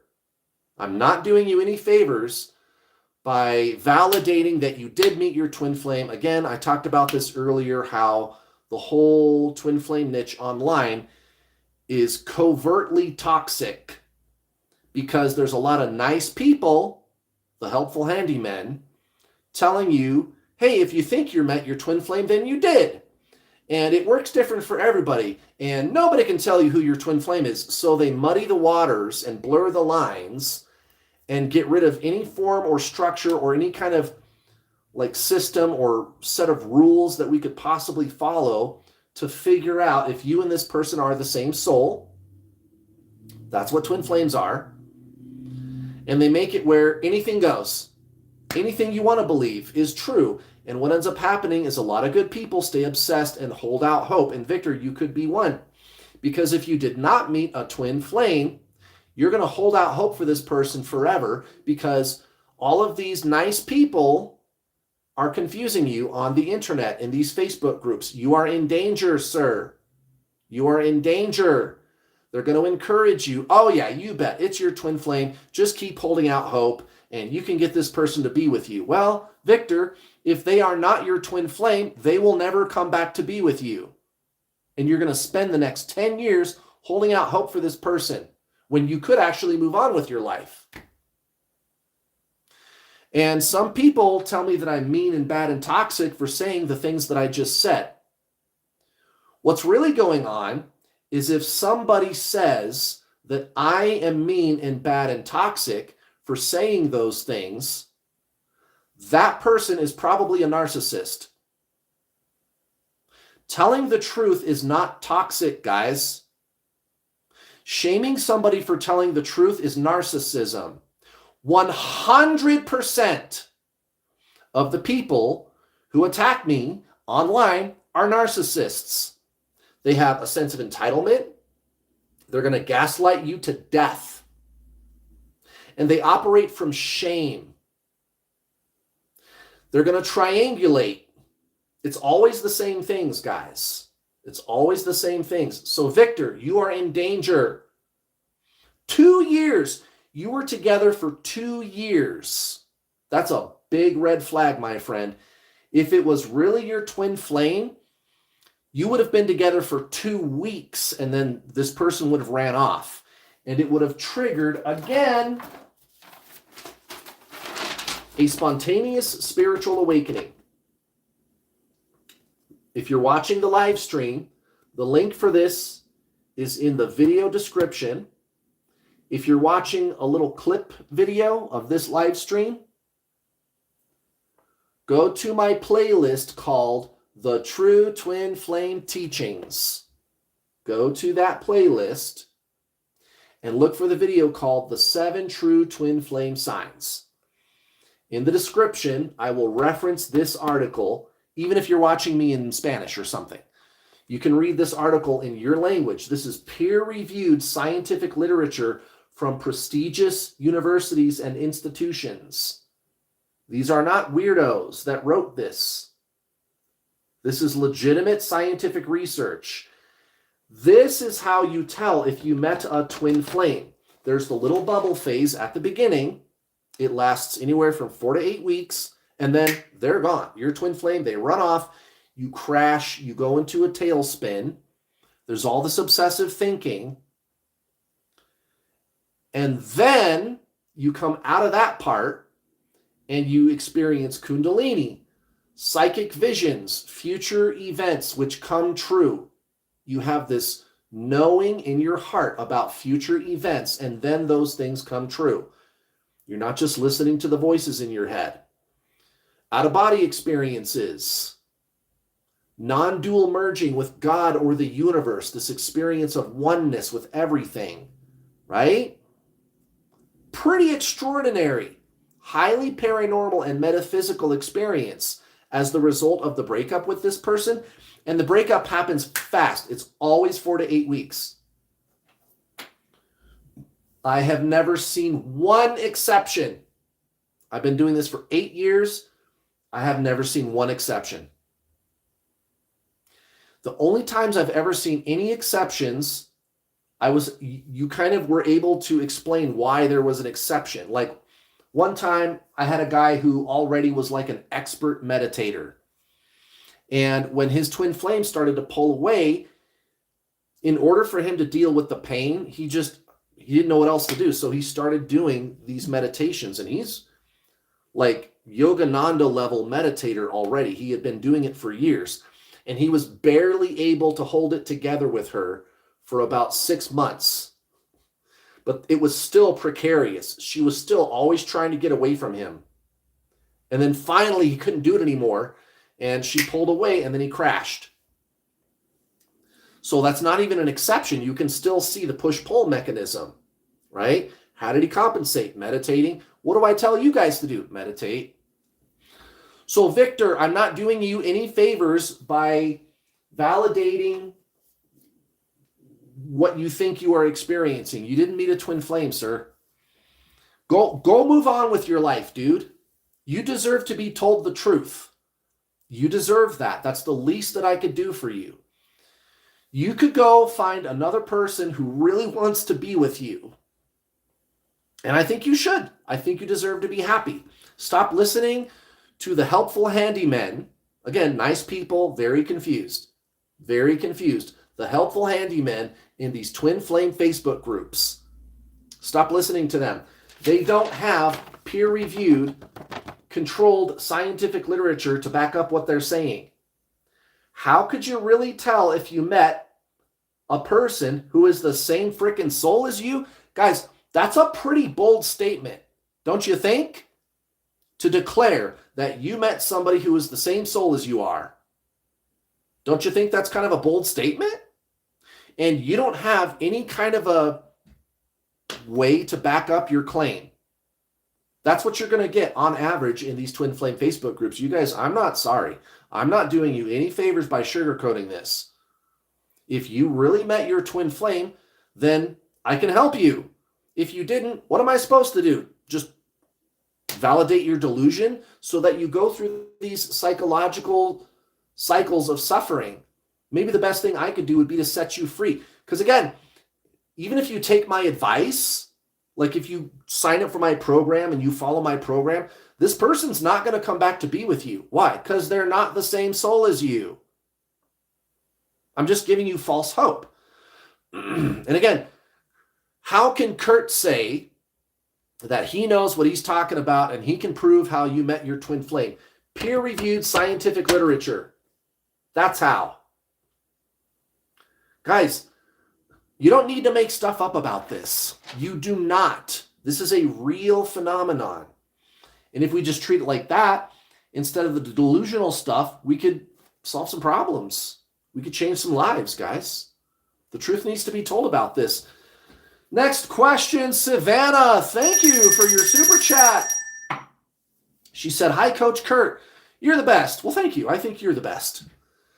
I met my SI, simultaneous incarnation. I met them online.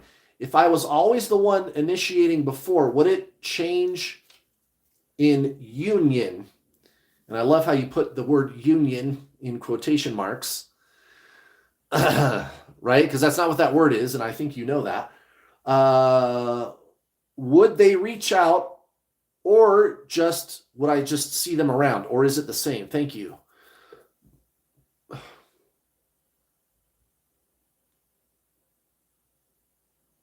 Yeah, they would want to be with you. You wouldn't have to reach out. They would just come to you. If you told them no, they might try to argue, or they might try to convince you that you should be with them. Right? So what she's talking about, everybody, is when you get to the end, right? Union, what you guys call union, that's not really what that word is. But you no longer experience yourself as separate from them. You've moved on. You have embraced the awakening instead of the person, and you're just living your life and enjoying yourself. You don't have any preference about whether or not your twin flame comes to be with you, right? You don't need to reach out to them. You don't need to have a conversation with them. If they really are another incarnation of your soul, right? Twin flame.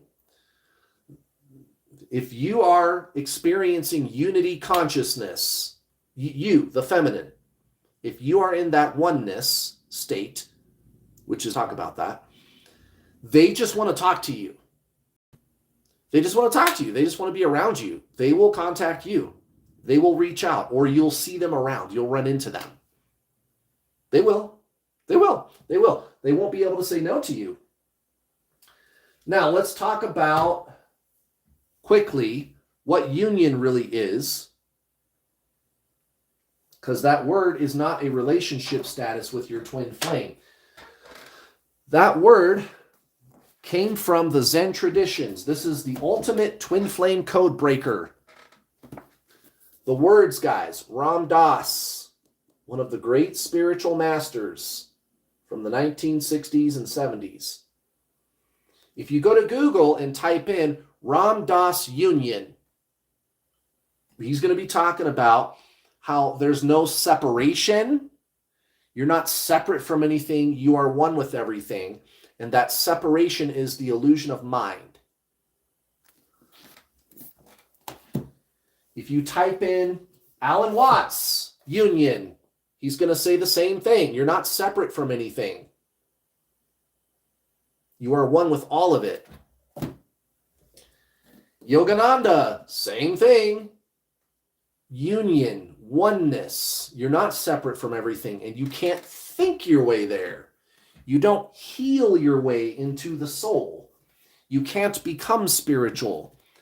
The mind, because it is separation, it wants to become spiritual. So the mind is separation, the mind is duality.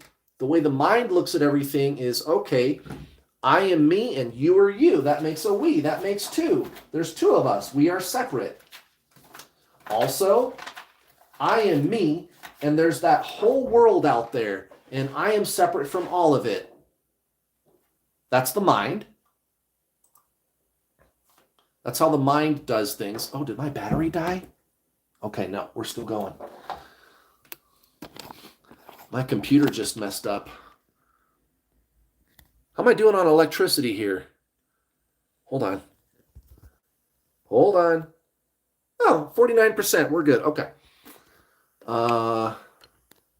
Anyway, so the mind is duality. The mind perceives separateness, also separate from any kind of an outcome or goal. So that's what the yin-yang symbol is talking about. Me, you, past, future, this, that. Duality, right? So I am here and there's some future outcome there and I have to become something. I am not spiritual now. I need to become that. I am separate from the soul. I am not spiritual now. I have to go through a process to become that, right? Well, part of the illusion that you guys are going to experience here as you're going along is that, yeah, over the next few years or whatever, or a couple of years, you'll go through what seems to be a process. But when you get to the end of that process, you're going to go, wait a minute. There was no process. I never had to become anything. I just always was. How peculiar.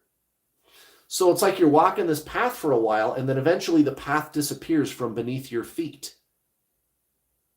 And you realize that I always was. I never had to become. The mind is what's trying to become, guys. The mind is separation and duality, and it's not bad because it's doing that. That's what it's for, right? But that's what that word is, separation. And it comes from the Zen traditions. This is the ultimate twin flame code breaker. I made a whole video about it. If you go to my playlist called The True Twin Flame Teachings, it's the first video. The ultimate truth. Why do we use those words? And actually, I link that video in the video description of every YouTube video. So you can go find it right now in the video description of this video. Because it's the ultimate code breaker. It's the first video on my True Twin Flame Teachings playlist for a reason. And it is the reason why I can claim to be giving you the true Twin Flame Teachings. The teachings have been right under your nose this whole time, guys. They're right here. You've been using those words, separation, union, and detaching, this whole time. You've just been using them the wrong way. You think that those are a relationship status with your twin flame. What happened was somebody who met their twin flame, they must have figured out what they got to do. Go beyond mind, release identification with mind, and experience themselves as a soul. Excuse me. And the soul, we actually discussed this earlier, the soul is more, it's like closer to the truth, right? You'll experience more oneness if you are at least experiencing yourself as the branch on the tree instead of just the leaf. The leaf believes it's separate from all the other leaves and from the forest. The branch at least has some idea about its true nature, right? But somebody who met their twin flame, this had to be 50, 60 years ago, they said, I have to use the master's teachings. The master's teachings, right? I have to understand the difference between separation and union. I have to experience union.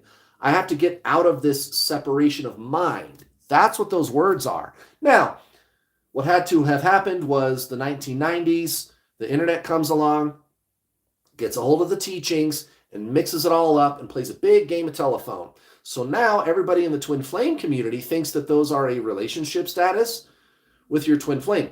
But that's not what anybody else in the whole entire spiritual world is going to be using those words for, guys. It's only this tiny little niche called twin flames that does it that way. You guys, if Rupert Spira or the Buddha or Alan Watts or Eckhart Tolle saw how twin flames were using the words union and separation, they might get a chuckle out of that. They might think that's pretty weird. Now, maybe if they came across this video, then they would go, oh, okay, that makes sense, the way this guy's explaining it. You're using those words the wrong way. And that's why Savannah, in her question, she put the word union in quotation marks, because I'm assuming that she's already heard me explain all this. Union is not somewhere that you can get the oneness. You cannot get there. You cannot think your way there or heal your way there. The mind is what wants to become because it is separation. The mind says, I'm here. I got to get there to the outcome. How do I get from here to there? Separation. I am here. I got to get there. Separateness. So it's not actually you that is trying to get there. You are not thinking. You are not trying to understand me right now. You are not your mind. You are not your mind.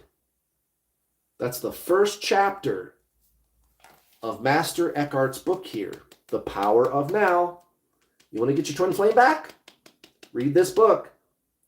Eckhart Tolle is essentially the modern day Buddha. This is available in every language. The Power of Now by Eckhart Tolle. You are not your mind. You are consciousness. And when you allow yourself to experience yourself as this consciousness, instead of chasing the outside world and trying to get somewhere, the mind is what wants to get somewhere and chase the outside world and become things. But when you get to enlightenment, you're going to go, wait, I was never that which was trying to get here. That's the punchline. When you get to enlightenment, you will realize that you were never that which was trying to get there. The mind wants to get there. You're not that.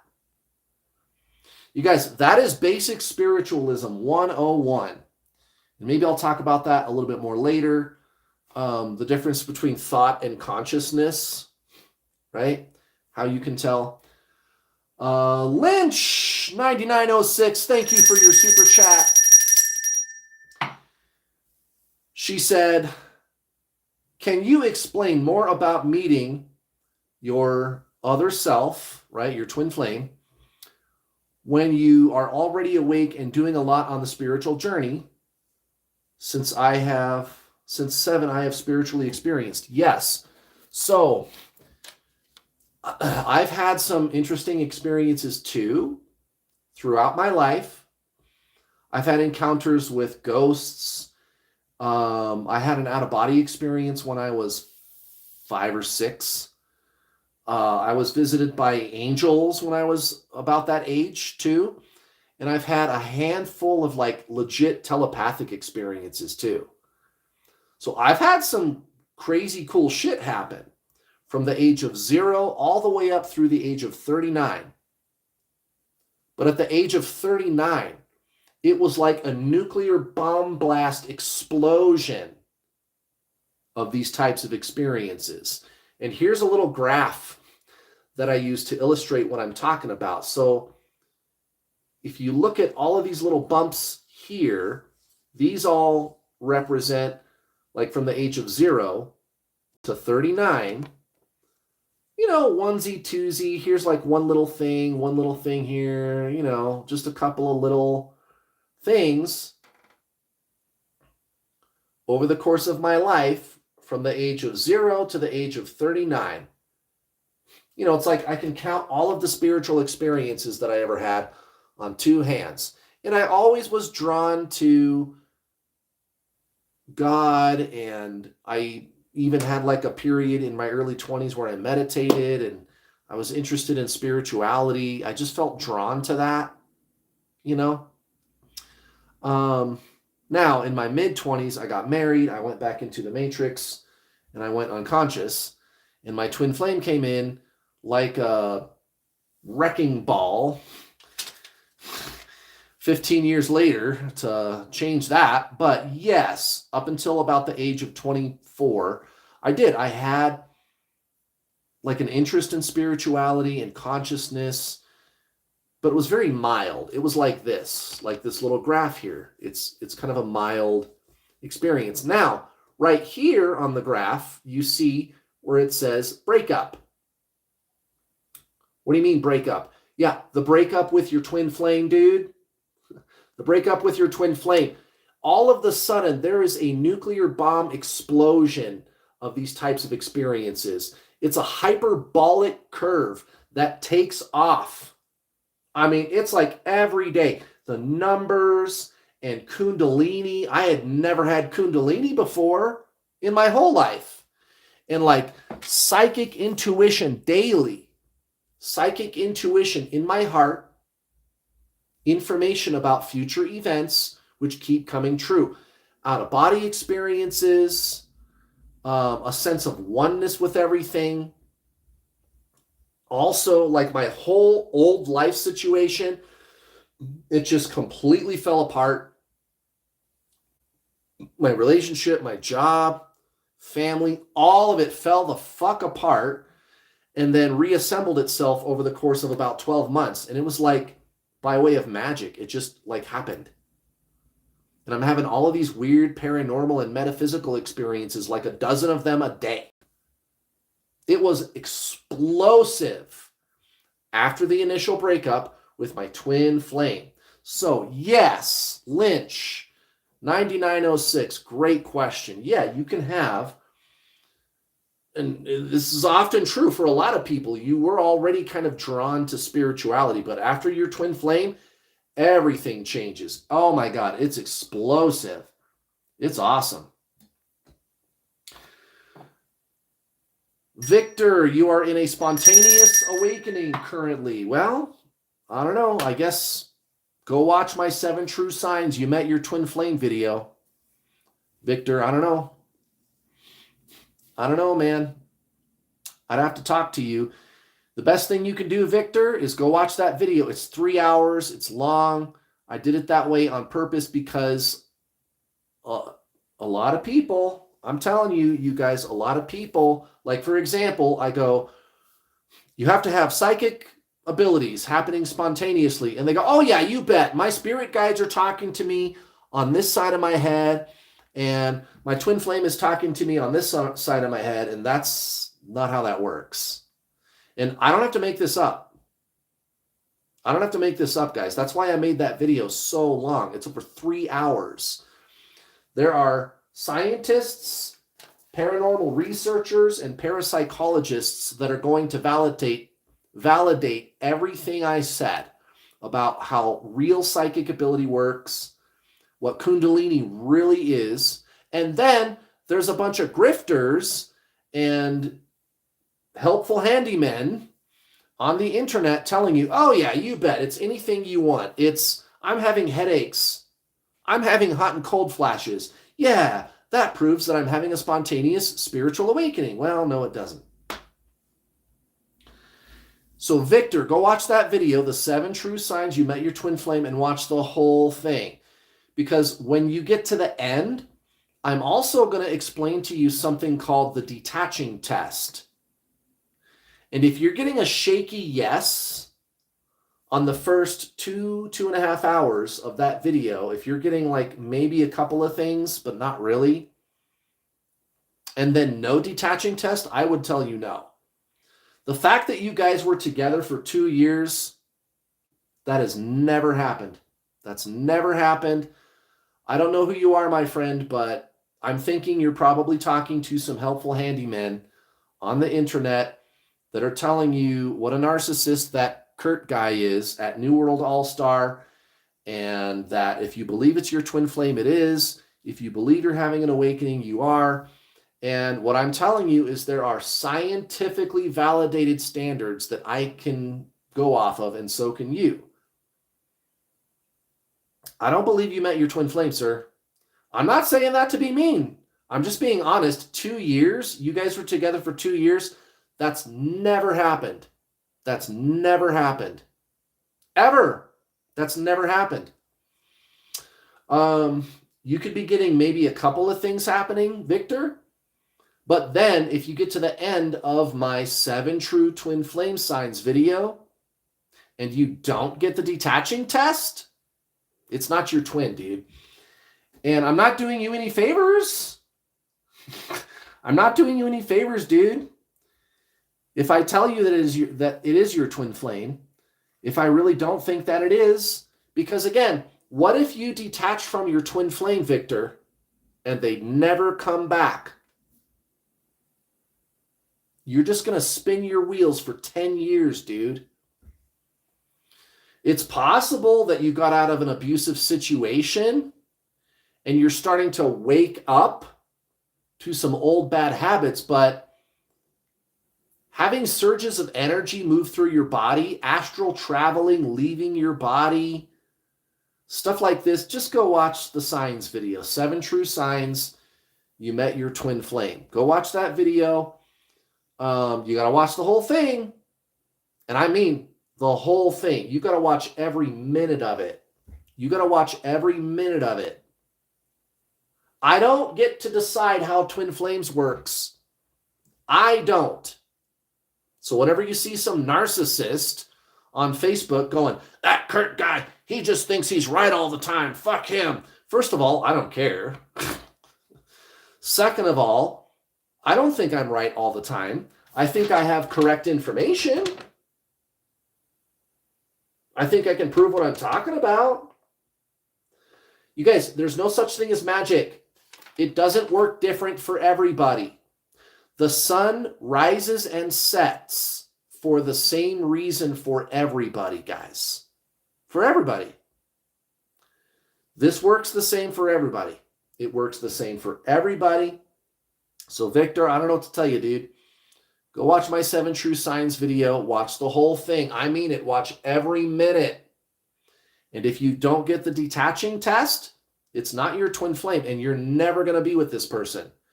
And I'm willing to bet my life savings, you didn't get the detaching test. You did not. Are you sure you're having a spontaneous spiritual awakening? Because again, I can go on the internet right now and find people that are going to tell you that Kundalini is getting headaches or nausea. You know who's not going to tell you that? Julia Mossbridge, who is a PhD and a paranormal researcher who's getting millions of dollars to do controlled, peer-reviewed scientific research into stuff like that. Or these people. The University of Greenwich in London, the Imperial College of London, the University of Adelaide in Australia, Bar-Ilan University in Israel, psychologists, college professors. This is peer-reviewed scientific literature. They're not going to tell you that Kundalini is hot and cold flashes. Neither are any of the great spiritual masters. I don't get to decide what Kundalini is. Neither do you.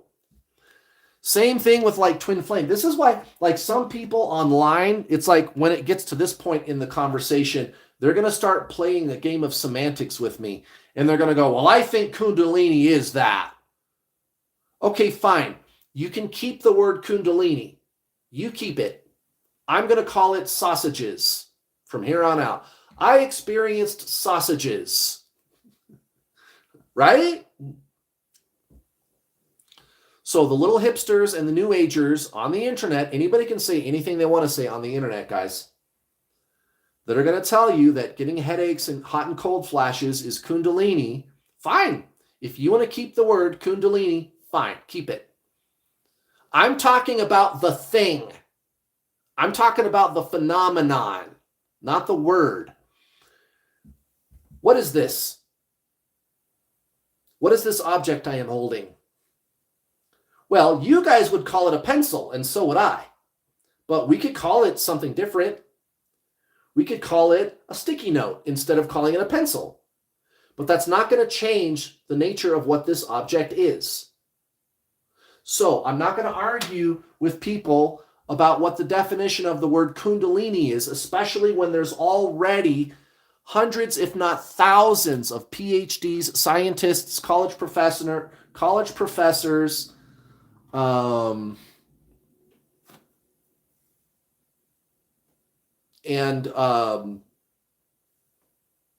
just lost my train of thought. PhDs, college professors, paranormal researchers, scientists, psychologists, and so on, who are actually able to prove what these phenomenon are. Victor, thank you again. Victor says, I watched that video. The only reason I think it could be a twin is because I was so disconnected from my soul when we met. I just went through Dark Night of the Soul when I found you. You can't be disconnected from your soul. I mean, you could, I suppose, if you believe you are the mind. But I don't know, Victor, go watch it again. Watch the end. Watch the last hour again. Because there's a part in there where I explain the detaching test. Where you let this person go and they come right back. Now, I'll tell you what. Maybe you're like the other guy that I talked about earlier, Victor, where he was already doing meditation to kind of hold it together for 10 months. But there was still this push-pull. She still kept trying to pull away the whole time. And it was precarious. It was kind of toxic. And then he couldn't do it anymore, and she pulled away. She pulled away.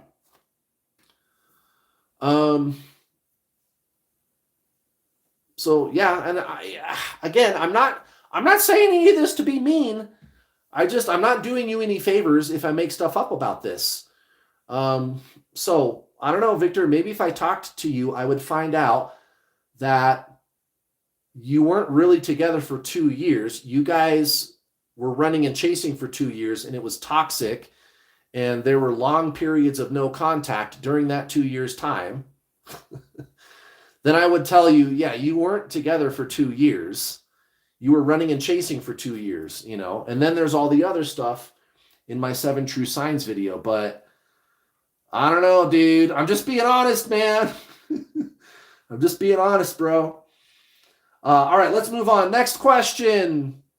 Morlicht. Thank you for your super chat. How to detox when my twin flame is my coworker and we see each other daily? We've been through many back and forths. He always comes back once I start to feel better. Right. Here's what I tell my students. You got to keep it all business. So if you have co-parenting responsibilities or if you work with your twin flame, it's got to be all business.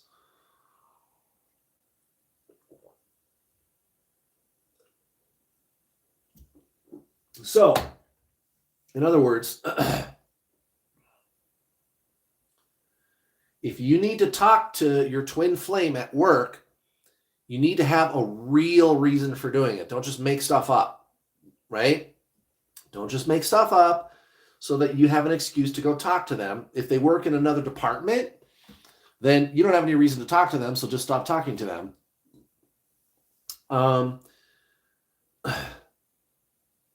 If you have to talk to them a lot, then I don't know, you might have to make some changes. And I don't want to tell you what to do with that.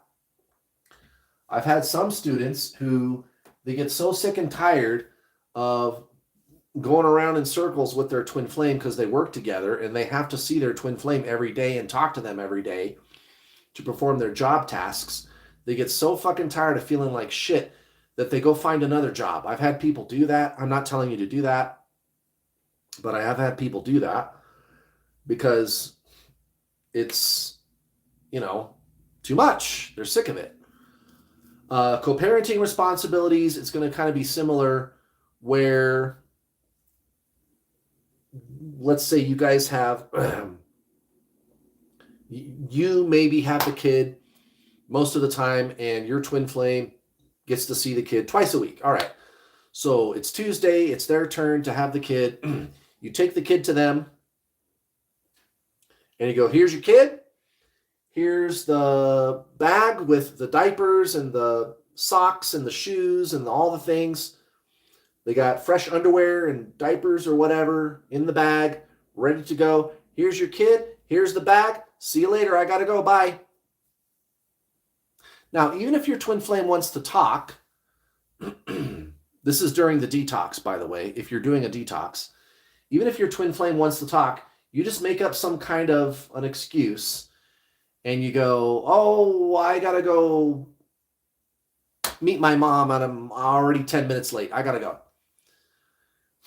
You don't talk to your twin flame about how cute the kid is and what they did at school and make small talk. And no, it's all business. It's here's your kid. I got to go. Bye. Right?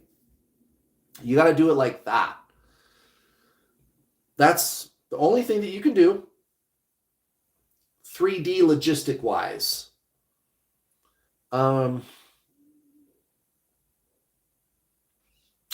So the other part of this question is your internal state. Because remember, the mind is the push energy. So whenever you're trying to figure out what to do, or whenever you're trying to make sure, right? This is another thing. I've got a whole couple of videos in my paid coaching about this. The concept is stop making sure. The mind is what wants to make sure. Remember, the soul just is. You and your twin flame are the same soul. You got to align with your soul.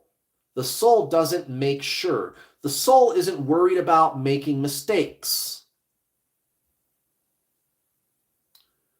The mind is. And the mind is going to think or feel emotions along those lines. Like, I got to make sure I don't want to mess up.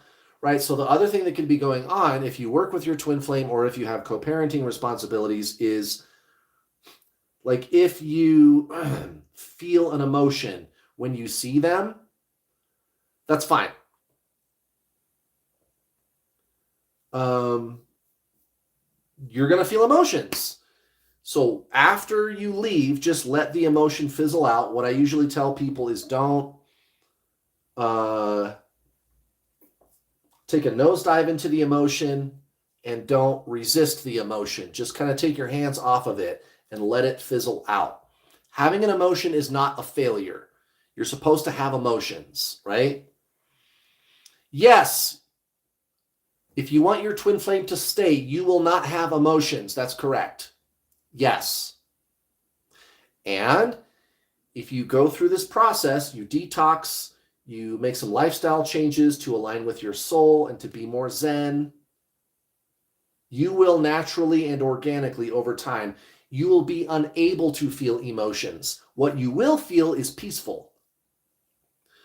So you don't need to think or feel emotions at all about your twin flame when you are trading the kid off or when you see them at work.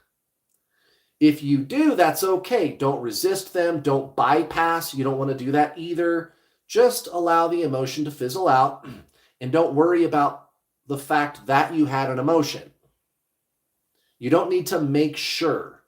You think of the mind as this entity inside of you that's just reacting. You are the consciousness. You are the soul. You are this observer of the monkey mind, the emotions and the thoughts, right? You let the mind do whatever it's doing. You don't take a nosedive into it. You don't resist it.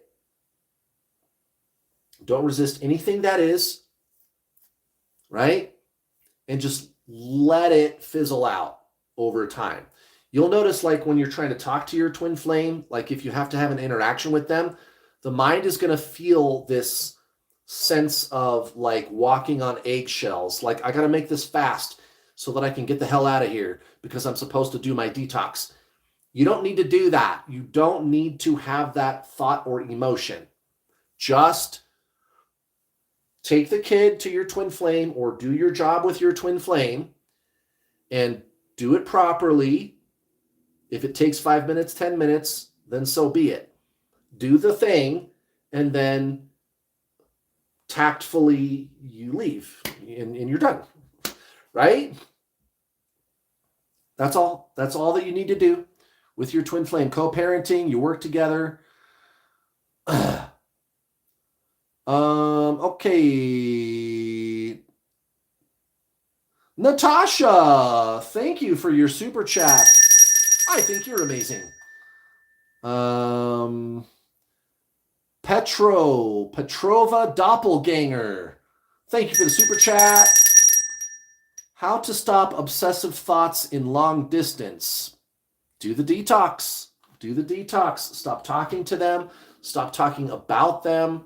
Stop looking at twin flame information on the internet. Get out of all these twin flame Facebook groups and chat rooms. Shut down the whole twin flame journey. Do a detox. Guys, there is no such thing as the twin flame journey. There is no such thing as the twin flame journey. There is such a thing as twin flames, or I should say more correctly, there's such a thing as reincarnation, right? I don't even like that we call it twin flame because that makes it sound all cute and romantic and shit, right? It's just reincarnation, guys. It's your soul, one consciousness, interacting with itself. There's no twin flame journey. This is your spiritual awakening. You got to get out of this line. This says twin flame obsession. Everybody wants to be in this line. You got to get in this line, the true spiritual journey. Take the whole twin flame frenzy and replace all of that crap with a lifestyle of Zen. Slowing down. Building spaciousness into your life. Right? You can start by reading this book, The Power of Now, by Eckhart Tolle, available in every language. He is essentially the modern day Buddha. Read this book. Get familiar with the teachings of Zen and of genuine spiritualism, not the New Age stuff on the internet. There's also this book. I'm pretty sure this book is also in several languages. It's called The Untethered Soul. The Untethered Soul by Michael Singer. The Untethered Soul by Michael Singer. So these two books Untethered Soul by Michael Singer, and The Power of Now by Eckhart Tolle. Read these books, get rid of all the twin flame stuff, stop talking to them, and replace the whole twin flame thing with a life situation where you can just exist. You are just being. Learn to meditate and do it like twice a day. I've got a video on my playlist. The playlist is called The True Twin Flame Teachings. The True Twin Flame Teachings. And the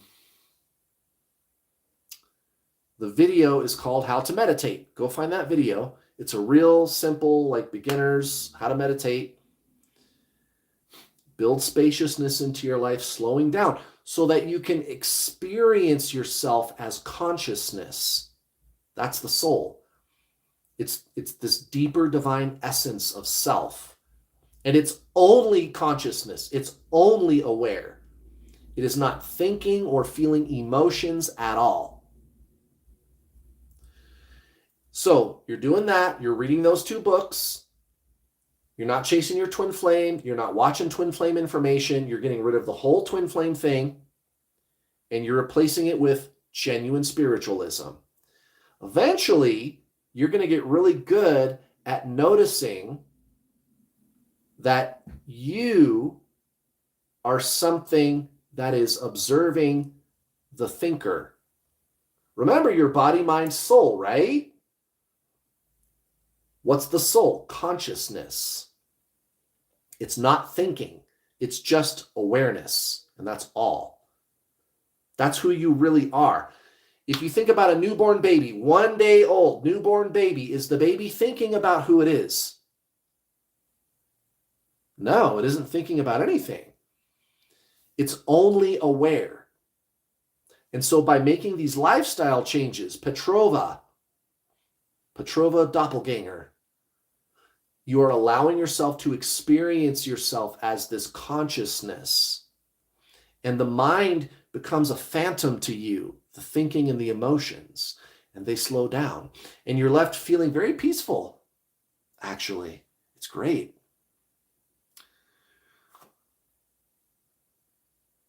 How do you say that? Brenna I. Cooper. Brenna I. Cooper. I think I said that right. 2 super chats. Thank you. She said, Kurt, can you define right back, please? What do you mean by right back? I became detached from my twin flame. He unblocked me. I blocked him after a while because I didn't want him watching me, but he's not back. Well,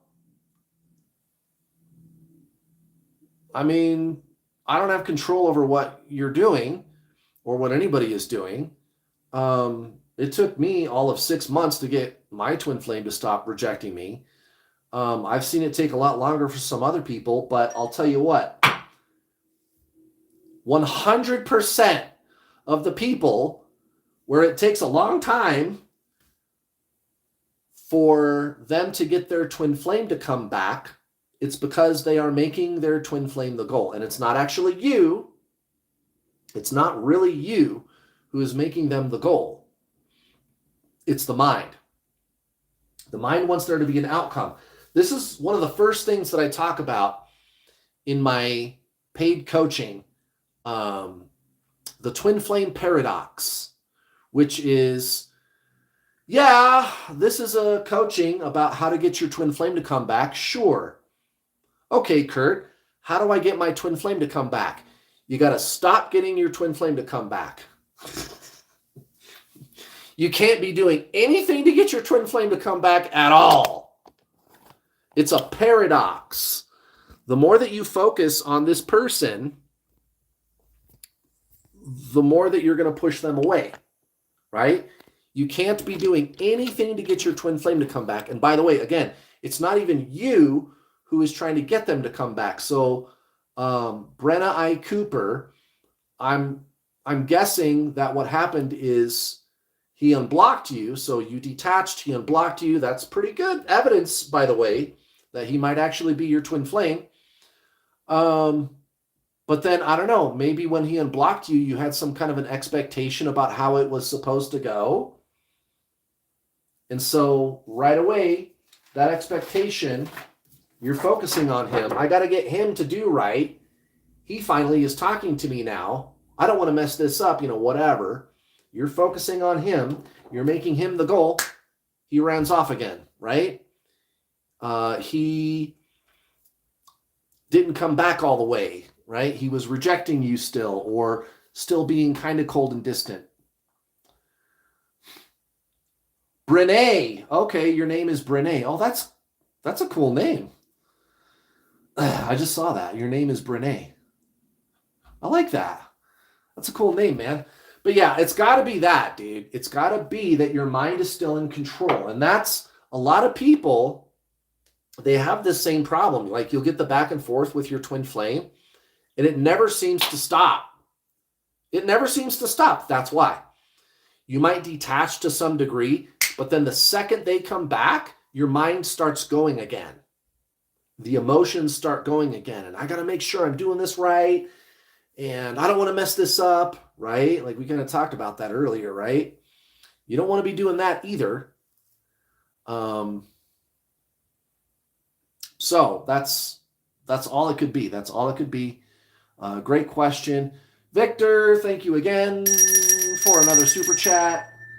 Victor, follow-up says, on my spiritual journey regardless, good, you should.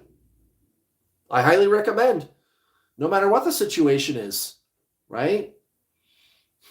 Let go of the ego mask. But she was the catalyst. I cheated at the 2-month and hit it until 4 months ago. She left and everything changed. You're great. Well, thank you. I think you're great. Huh. I don't know. Yeah, I don't know, man. I'd have to talk to you. It's possible.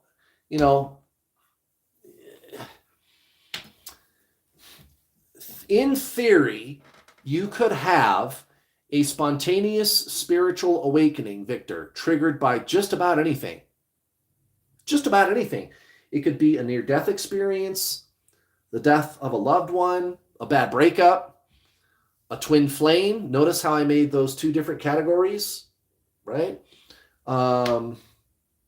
Near-death experience, losing everything. My buddy who had one of these, he got into trouble with the law and then he got sick, right? So, I don't know. Could you go through a really bad breakup and have a spontaneous awakening be triggered by that? Sure, in theory, it could be triggered by a lot of things. But the one thing that is going to make all the difference is going to be the detaching test with your twin flame. And there is the fact that the awakening is immediate and obvious. 100% of the people I've worked with, it's immediate and obvious.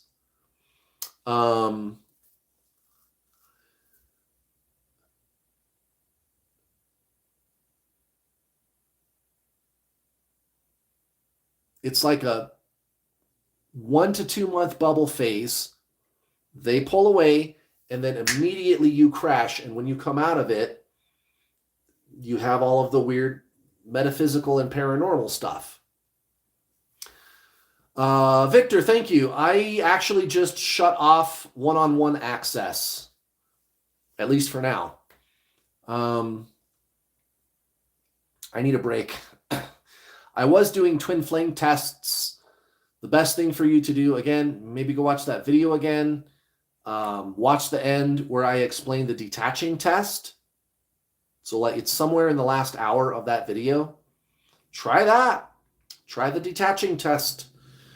Because guys, that is the one best, most empirical, highest quality piece of evidence that I can use as a paranormal researcher to tell if this person and you are the same soul. If you guys are the same soul, but there is any kind of a mental attachment whatsoever to that person, they're going to reject you. It's the twin flame push-pull. But if you let them go, and I mean it, like you really feel like this shift, like you really super let them go, and you haven't even thought about them for a while. The first time it ever happened to me, I did feel a shift. I felt it. And I felt like this sense of freedom, like I'm free from her. And I'm just going to move on. And within minutes, she started contacting me, sending me selfies, stuff like that. That was like, 8 years ago? And I noticed that right away. That I'll never forget, you guys. When that happened, that changed everything. That changed everything. And that's how I ended up here. Because the minute I realized that there's a mechanism with me and this person, it was game on. It was game on, guys. And again, the true twin flame teachings, the words, any kind of separation, any kind of attachment is 100% going to be mental. It's always going to be the mind. So if you can let that go, and they don't know that you did that, and they respond to it instantly, that's the best indicator, you guys. It really is. So yeah, Brene, by the way, you may actually try unblocking him and see if he's been blowing you up. I don't know if you're really that detached, but I will say to everybody, that's kind of one of the biggest mistakes that people make about this whole thing is when the twin flame comes back, you start to worry about what they're going to do. Are they going to pull away again? I got to make sure. What if I mess this up, right? And remember, that's not really you. You're not the mind. You're not what's doing that. But yes, that starts to happen. And then they pull away again. Yeah, so Victor, try that out. Try that out, dude. It's theoretically possible. Like I said, I could talk to you and find out that there was already trouble. I mean, you did say earlier, Victor, that you cheated within 2 months. So I don't know the whole story, Victor. If there was a problem and it happened within 2 months of meeting her, maybe there's more to the story. I don't know. But that would kind of fit the timeline, although it would usually be her that cheats on you, but maybe there's more to the story. I don't know. I gotta go. If you leave me another super chat, I can't I can't keep going. I have to go. You guys. But Victor, I hope that helps. But yeah. Thanks, guys. This was a really great super chat today. I had a good time today, you guys. You guys asked some really awesome questions. Really, really good today, you guys. Really good live stream. I'll be back next Friday for another super awesome live stream with you guys. There's always going to be more videos, more coming. There's my free masterclass. If you're watching, go check that out. There's a link in the bio on my homepage here, YouTube, if you want to go watch my masterclass. If you did not know that I have that, there's my paid coaching. So there's free stuff, there's paid stuff. Guys, do something. Do something, man. You got so much power. If you really met your twin flame and you really want them to come back, you got to take some action. Don't just sit around waiting to hope for it to happen. Crystal, I don't do one-on-ones anymore. I might do them again someday, but yeah, I need a break.